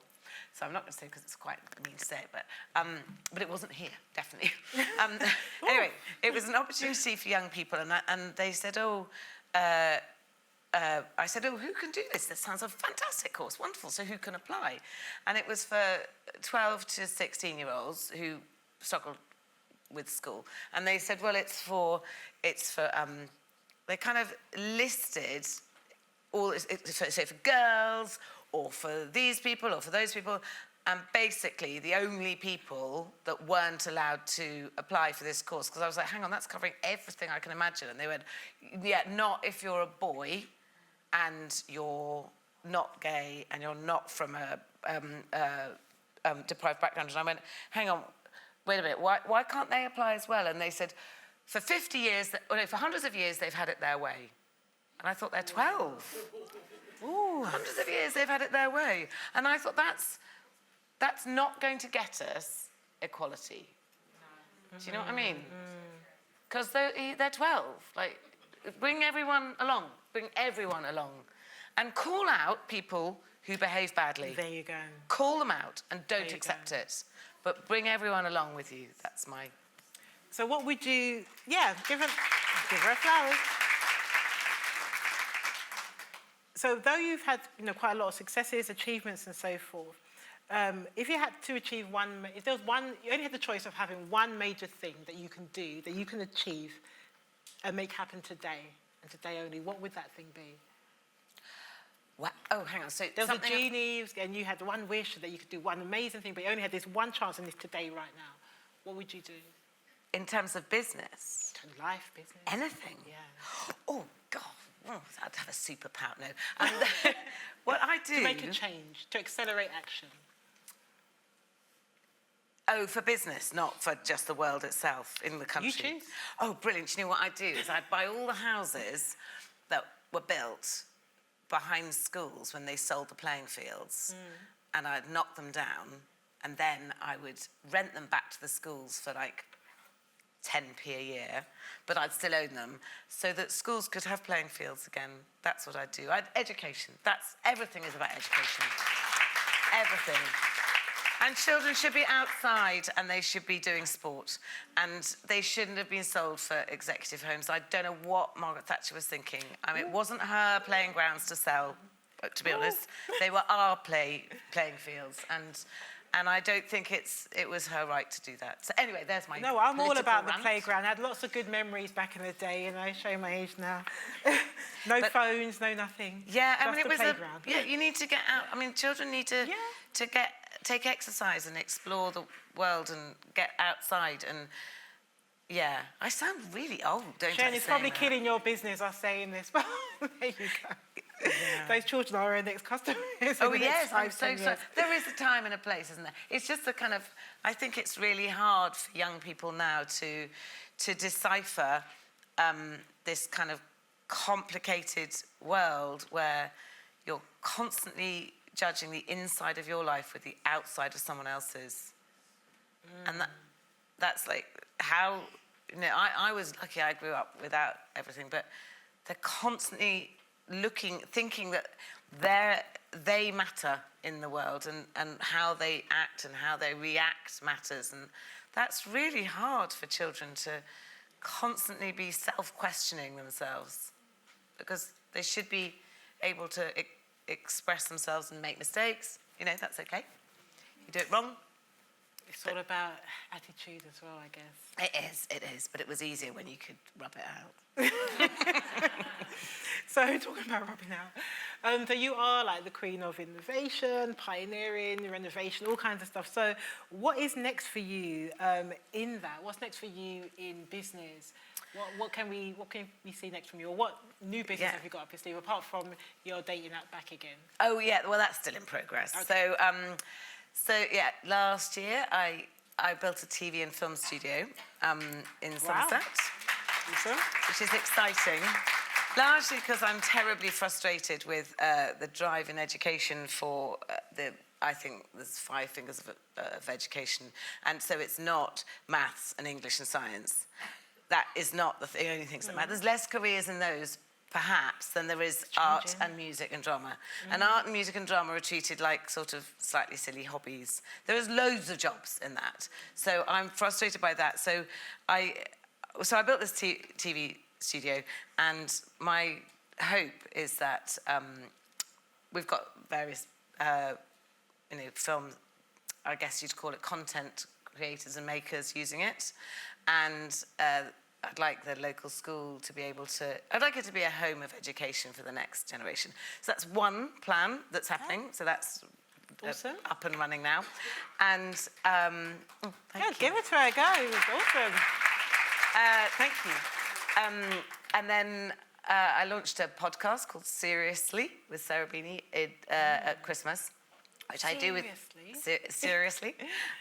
So I do that with my 2 eldest sons, and we talk about all the things that you don't often talk about as you know, in a family, or we don't talk enough. I think we all don't talk enough, and so they educate me, and I don't seem to be able to educate them because they seem to know it all, which is very irritating. But it is amazing, and I sort of, you know, I love the fact that young people are so cool. They're so amazing, and they challenge my preconceptions. And it's, if we all talk more, like if we all talk to you know, we have opinions on the next generation, but if you actually ask people and listen rather than thinking you know best, you learn. So don't shut down conversation. The most dangerous thing in the world is to shut somebody down. And so that's the podcast, which seems to be flying a bit. So yeah, so that's doing really nicely. And I've got another TV series at Channel 4 that's starting. Keep moving. I love it. Thank you. Oh, and actually, mainly what I do is I follow my husband and kids have a band which seems to be taking off, and so I'm like a roadie, and I basically sit in their minibus and kind of like make sort of comments about their band, and they're like, shut up. And I say things like, can I come on with a triangle? And they're like, no. Anyway, they're on tour. So after this, I'm going out to Manchester because they're playing in Manchester. But they at the beginning of their career said they're staying in the Travelodge. So I'm staying in a travel. I mean, I know that sounds really snobby, doesn't it? Because obviously they're very nice, Travelodges. Let's swiftly. I take my own pillows. This Travelodge are watching right now. We apologise. Anyway, yeah. So tonight I'm in a Travelodge outside Manchester with my own pillows.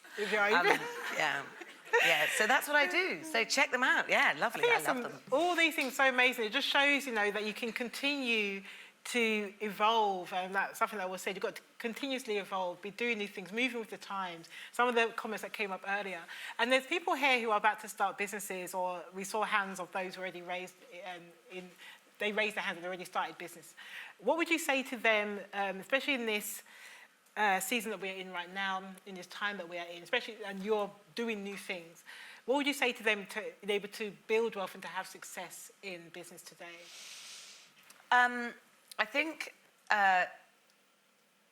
when you start a business, there's two things about businesses: either grow or shrink. They never stay the same. So my feeling is that you have to decide how you're going to grow, because you need to change all the time. You need to evolve all the time, otherwise you will shrink. I also think, depending on what the business is, you have to make a decision whether it's a lifestyle business, as in it's because you know how to do it. It's a certain amount of hours in the day, you can charge a certain amount of money per hour, and it's a lifestyle business, and that's fine. Or are you building to exit? And if you're building to exit, work out what your exit is at the beginning and work towards that. Don't think, oh, well, I'll kind of like start the business and hopefully it'll maybe sell at some point. Because you should be working out what your exits, how does your business need to look to be able to sell, if that's what the goal is. Don't think about it later down the line. Start the business with that in mind. So I'd probably say that, but largely, don't chase the money. Chase the thing. Chase what you're doing, and do it to the best of your ability, and then the money will come. Follow. Yeah, and worst case scenario, you'll be having a great time. So, I mean, there's people I know. I've got a friend who's a drummer, and he said, I've never worked a day in my life. He's never earned more than 20 grand either, but he's absolutely happy. So, I mean, I'm like having a marvellous time. So, I think it's amazing. I think the main thing that what I got from you, the early part of this conversation, was around that Sunday feeling, and I think that's really like the barometer, is the right word, of how you, for your life really. Because if on Sunday you're just like, oh my gosh, I've got to do that tomorrow, then maybe that's telling you something internally. And if it is, I can't wait to do that tomorrow. Whether it is a business or a day job or, yes, being a drummer for 20 grand or in his entire life, whatever it may be, but just having that Sunday feeling, it kind of tells you about your life. Yeah, I guess, yes, and the other thing I'd say is that, fundamentally, I'm just an appalling control freak. Ooh. And what I would say is that you don't ever give up control over your life to someone else. And don't just be a victim of anything. Empower yourself. You decide either how you feel about something that has happened or how you are going to do something tomorrow. And don't wait. Don't just be a sort of bystander in your life. And make it happen. And if you can't make something happen, make something else happen. Just, I just think, I always think if something is someone else's fault, you have to wait for them to say sorry. If it's your fault, well, then you've learnt, you move on. So never wait for somebody else. Never think they need to. I can only get my happiness from how they feel about me, because you can't make that happen. You can decide how you feel about them, but you can't judge your happiness on how someone feels about you. Yeah, I think that's what I kind of think. There's some nuggets. She's getting deeper now. And this is what I want to do right now, because I think there's so much, and we're on a roll now. I want to bring back the other ladies, and I want to give you all a chance to ask some questions as well, so we can fire off some of those deep things that you wanted to ask for all of them. So let's just give Sarah a round of applause. You're staying here.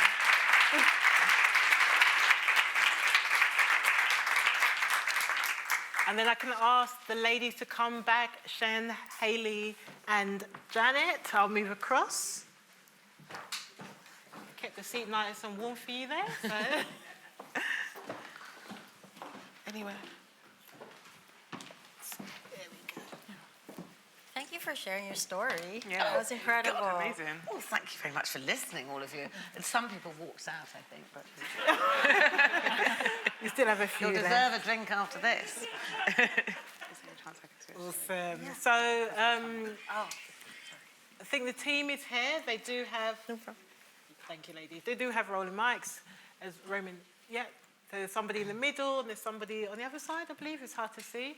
Oh, we can see you all. So we do have two. I'm going to start with the two questions online, and then we're going to go to those in the audience, okay?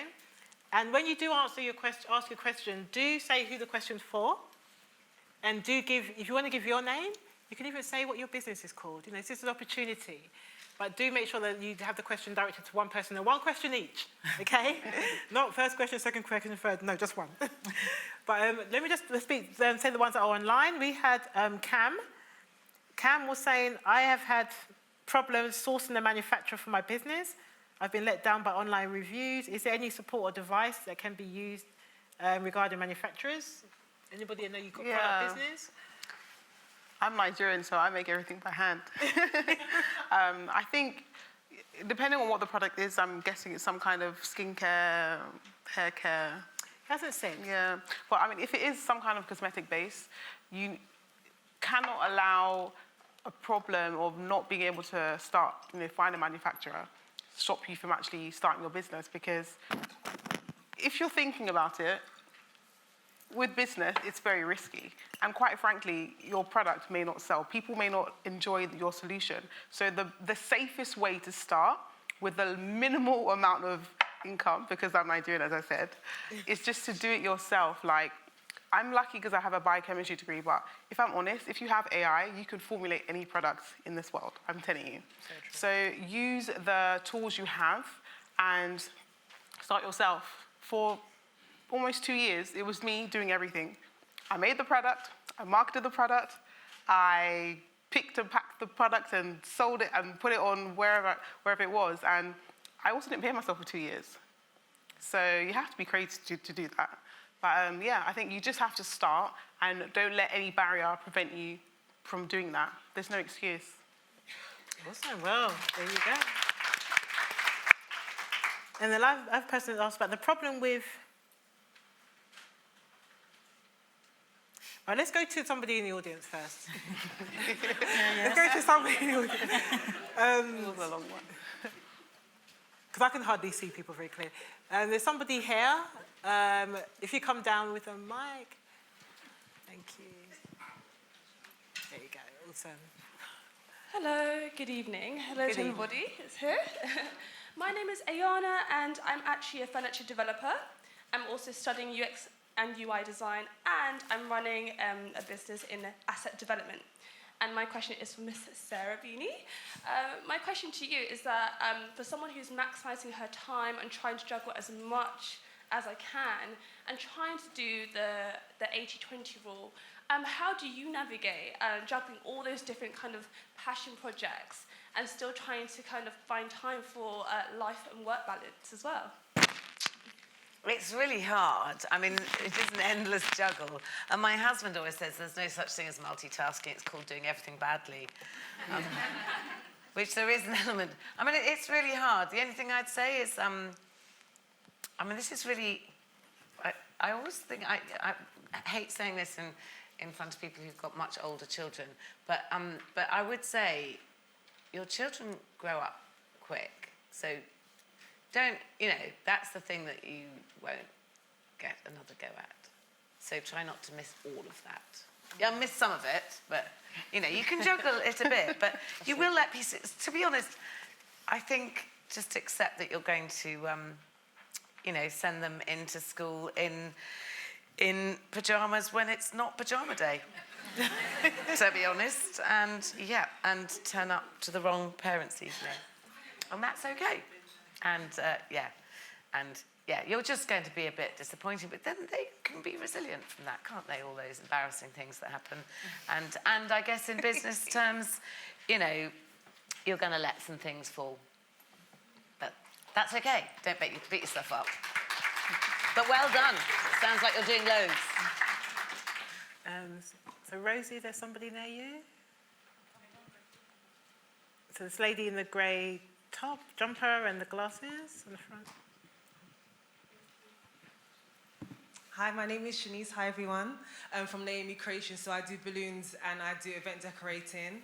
This question is more for Hayley. What kind of habits have you built over the years to help you be consistent in your business and not to give up, I suppose, because obviously many things will happen to kind of like put you off, put you down, maybe self-doubt. But what have you built over the years, that kind of, the habits that you've built to kind of keep you going and be consistent with what you're doing? That's a good question. I would say number one of the first things is I'm really big on environment. I surround myself with consistent people. I think it's really important to surround yourself with people who actually inspire you to be better and do better. So surround myself with consistent people is definitely top tier. The most consistent person in my life, my husband. My husband slid into my DMs on Twitter and I'm married to him. He was consistently pursuing me, and he's just been consistent, and I think that's rubbed off on me since getting married. You're with somebody who is consistent. Literally, I have no choice but to be consistent. I'll say number two is really vision. Honestly, I feel like if you know what you want and you know what you're doing, I think honestly it really pushes you in that direction. And I think kind of not overwhelming yourself with the big, but really being able to measure out what the small is and impact, and really being able to focus on the small. So for me, I don't plan my year, I plan my quarter. Yeah. So I'm not kind of saying, what's the plan? Everyone's like, what's the plan for 2025? I'll be like, girl, let me just get through to next week, So I have my plan for Q1 and then Q2. And that's big for me. That's I do it as if it's a year. And then when I cross over now to April, I'm like, okay, Q2, let's go. So for me, it's kind of like my new year is ending now because my Q1's ending. So I'm kind of going into a new year and I'm not overwhelming myself. And I'll say the third thing as well in terms of consistency is being able to understand that consistency looks different in each season and being able to reflect, what do I have the capacity to do? Because I think a lot of the times we are trying to be consistent in something that you may not have grace for in another season. So there was a time when I was doing podcasting and I had the grace to be consistent in podcasting. And then there came a time when I generally did not have the grace and capacity to be consistent in podcasting. But if I told myself that, Hayley, you failed in that area, I would have basically had this concept that I'm not consistent. I'm still very much a consistent person, but I just could not do consistency in podcasting because I knew that wasn't the season for me to have the grace to do it. And I really believe in the importance of being able to discern times and seasons and knowing what you ought to do. So one thing I definitely would say is this, just because it's spring, you have to be able to understand, okay, what is your spring season and what are you wearing in spring? Because if you are in spring and then you're wearing a big Canada Goose and tracksuit, you're gonna be really hot. Man's not hot. Man's not hot, you know what I mean? You're gonna be really hot. And I find there's a lot of people who they're in a winter season and they're wearing a bikini. Do you know what I mean? It's you understand there's a season where you need to rest, but you're grinding. Be able to know what season you're in. There's seasons where you're gonna have to rest. There's seasons where you're gonna have to grind. There's seasons where you're gonna have to be a bit antisocial. Seasons where you're gonna have to be outside. Guys, I'll be real, I'm a bit in my antisocial era. But that's because of the fact that I can't bother with people. I don't know if anyone's like me. My phone's on Do Not Disturb 90% of the time. You cannot get through to me. And I like that for myself right now. But there's some seasons where I know, Hayley, you got to be outside. I remember the first time I went to Dubai last year. I went to Dubai for 3 months. I was out every single day for 3 months. Guys, there's a reason why I'm on Do Not Disturb this year. Can you imagine networking every single day for 3 months in Dubai? Please. So I hope that answers your question. Before we answer the next question, you're all giving the feedback form. Hopefully you've enjoyed so far. Yes. Loving it. So please make sure that as we're doing these questions, if you've got time, just fill out those feedback forms, and there will be staff walking around on the steps. If you can just hand it to them, that would be great. All of this helps us to create these events that we've got today, to give you the canapes and the drinks, but most importantly, to provide the service that we have and the resources, okay? So please do complete those. Okay, lady down here. Thanks, Salima. Everyone say, hey, Salima. Hi, Salima. Hey, Salima. Hi, ladies. Hi, everyone. My name's Yinka. I am a business strategist. Hey, Yinka. Hello. My question is to the mothers on the stage, because my work helps women to create wealth in and through their businesses. And one of the definitions that we speak about a lot, particularly as parents, is about making sure we're focused not only on what we're leaving to our children, but what we're leaving in our children. So my question to you is, what is it that you are focusing to leave in your children so that they are able to not only enjoy, some of the wealth that you're creating, but create wealth for themselves as well?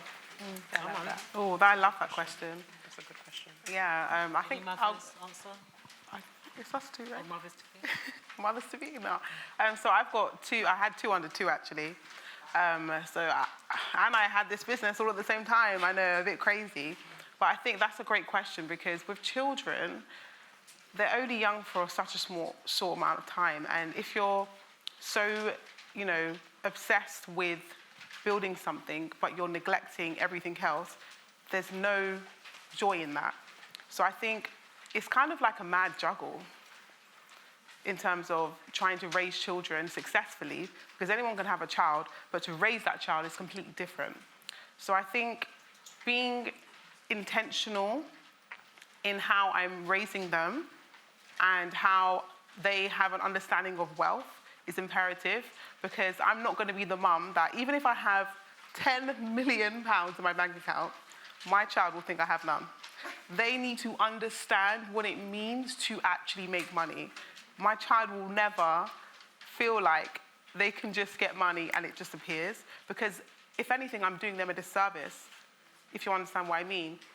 Because if I am someone who has basically built something from nothing, there's no benefit in them creating something that it's not really tangible, because, just like the prodigal son, if you'll, understand the Bible, when people get a certain amount of wealth, they can either squander it or be successful, but 90% of the time they're going to squander it. So I think teaching them values on what it means to actually accumulate wealth, and just having that good foundation of money doesn't grow on trees, quite literally. You need to actually have some kind of God-given calling so that you can actually make the world a better place. I think surely we're called to use the talents that God has given us to make an impact that will actually outlive us. So for me, instilling that in them, even from a young age, just understanding the concept of money.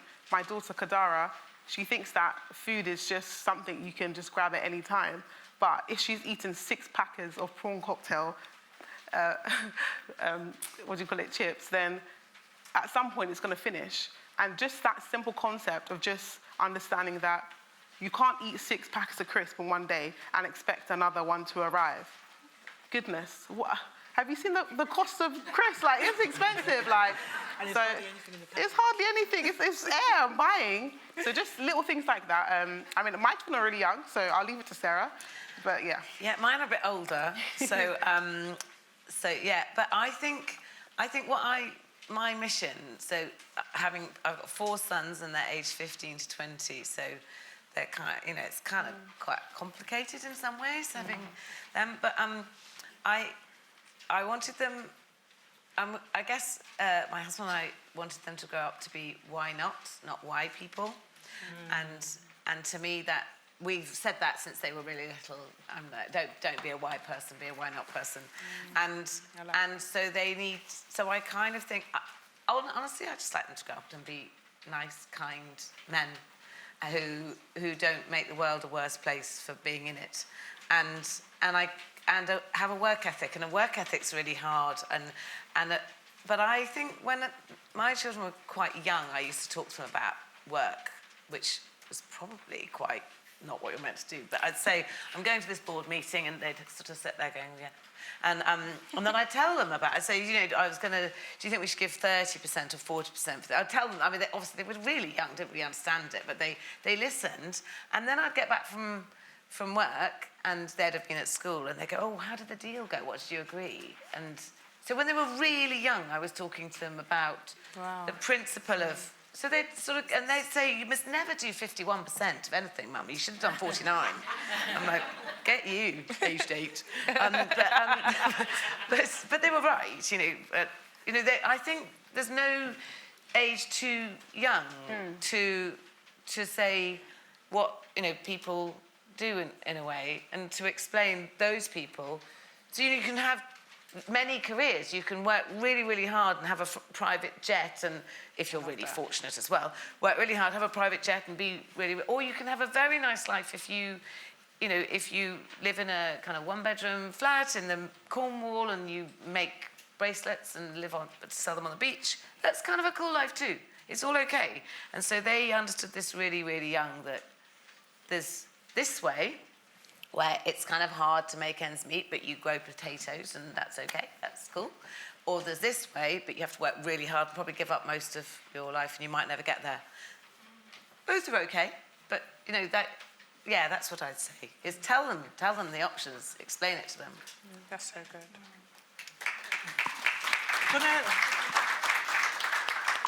We're going over by about 5 minutes, so we'll allow just for 2 more questions within that. So, yeah, Rosie, if you can give one, and then Salima, you can give one on this side, please. Thank you.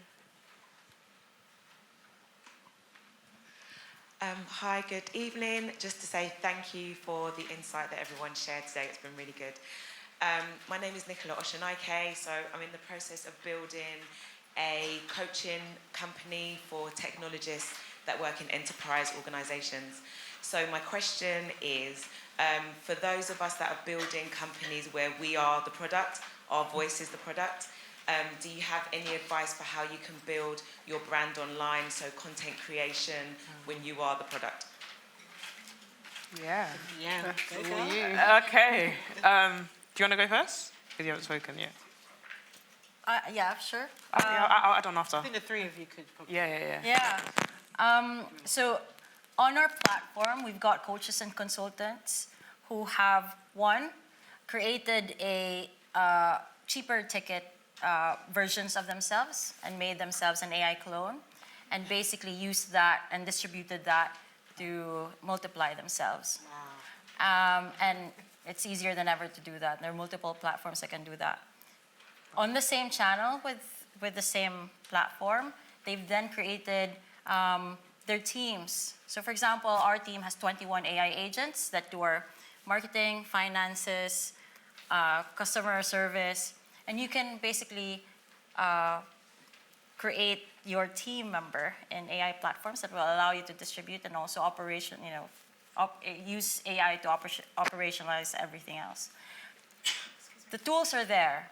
Just have to put some time in your week to build these capabilities, and you don't have to be technical, or you don't need a big budget to do that as well. Thank you.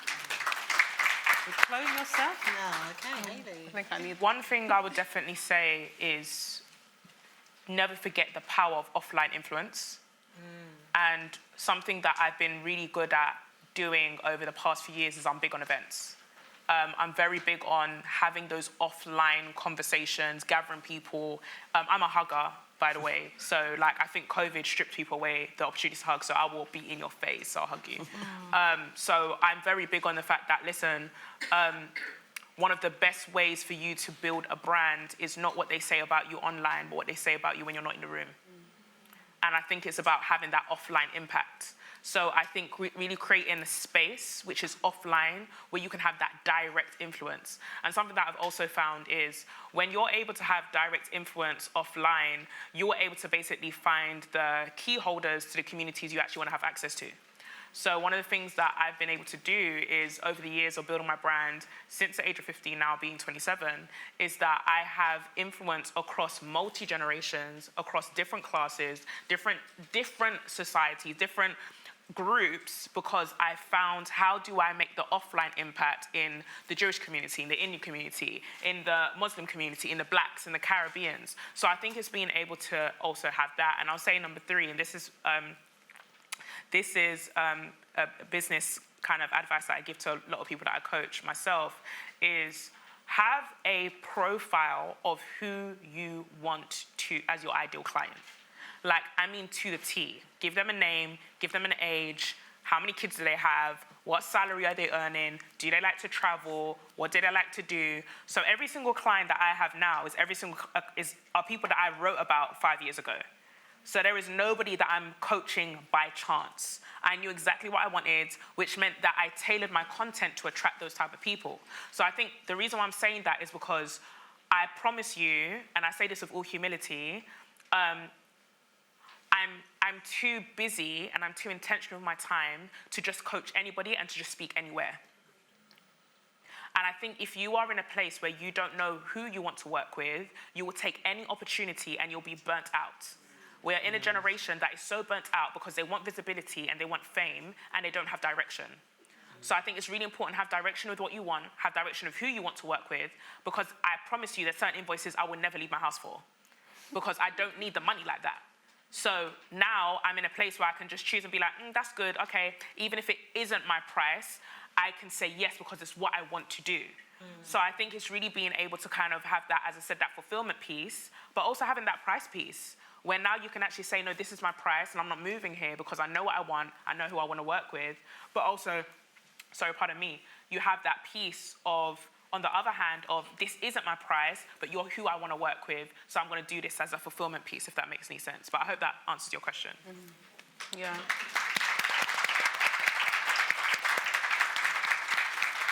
How do I top that? That's okay. You go. No, I think with social media, my greatest piece of advice would be to see yourself as a servant in your industry, because when you're able to, for example, provide free information to your target audience, so if you've mapped out exactly who you want to work with and you create that free content for them for, I'm talking 6 months, what you're then going to do is gain trust and access to people. And when you have that, you can use that to your advantage. And you can truly monetize that in a way that you feel fit. So I think using social media as a tool to reach people, even from on a free basis, I think a lot of the times when people are creating content, they're thinking, oh, how do I sell? No one wants to buy. Have you seen the price of eggs? No one wants to buy. So you have to frame your content, not in terms of making a hard sell, but building trust, solving simple solutions that they face day to day, and then you're going to create those warm leads. And those warm leads, because they know your face, they know your brand, they trust you and what you're saying, and they've gotten free advice from you, they are then going to become your loyal customers. So I think definitely being a servant in your industry and harnessing that for profit.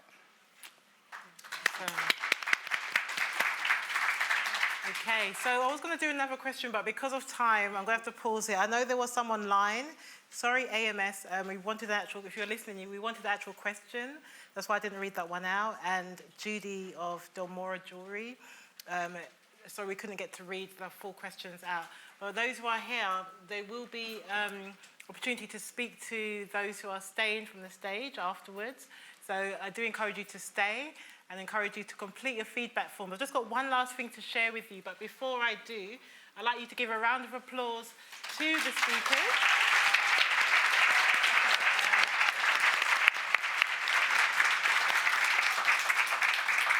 Also powerful. If I can invite you to come off the stage and go towards the right, Noelle will take you to the back room, and then you will be able to see them afterwards, don't worry. But just give them once more a round of applause.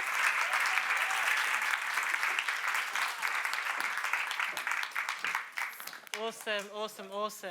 So, yeah, what an amazing event, what an amazing set of women, speakers, and stories that we heard. I hope you all gleaned a lot from that. I just want to remind you that, we are the Business and IP Centre. We are based on the first floor in the library. If you do come, you'll see myself and my team there to support you. We have a reference library. You can do your research there on Mintel, Fame, Cobra. Some of the team are here tonight who can even support you. I think Amy's here, Seema's here. We're here to support you on that. And we also do a masterclass program that's about to start in April. So that's like a series of fundamental business courses and training that you can do for free. And it's, in person here in our space. So inviting you, just go on our website, go on Eventbrite where you saw this, you'll see all of them set up there ready for you to sign up and to join us, and it's free, okay?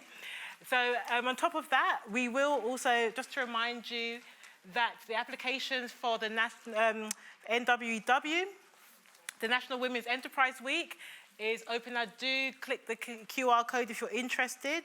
Remember, it's to empower, support, and celebrate women's entrepreneurship. And the accelerator is open. There's only 10 places, so get your applications in. It's a 3-day experience you're going to have, mentorship, training, opportunities to connect with angel investors. There's going to be so much involved. We've got Alison here in the pink jacket right down below. If you want to speak to her about it, do make sure that you grab her. Sorry, Alison, you may get mobbed, but in a good way. But do speak to her about that, and that is going to be taking place very shortly.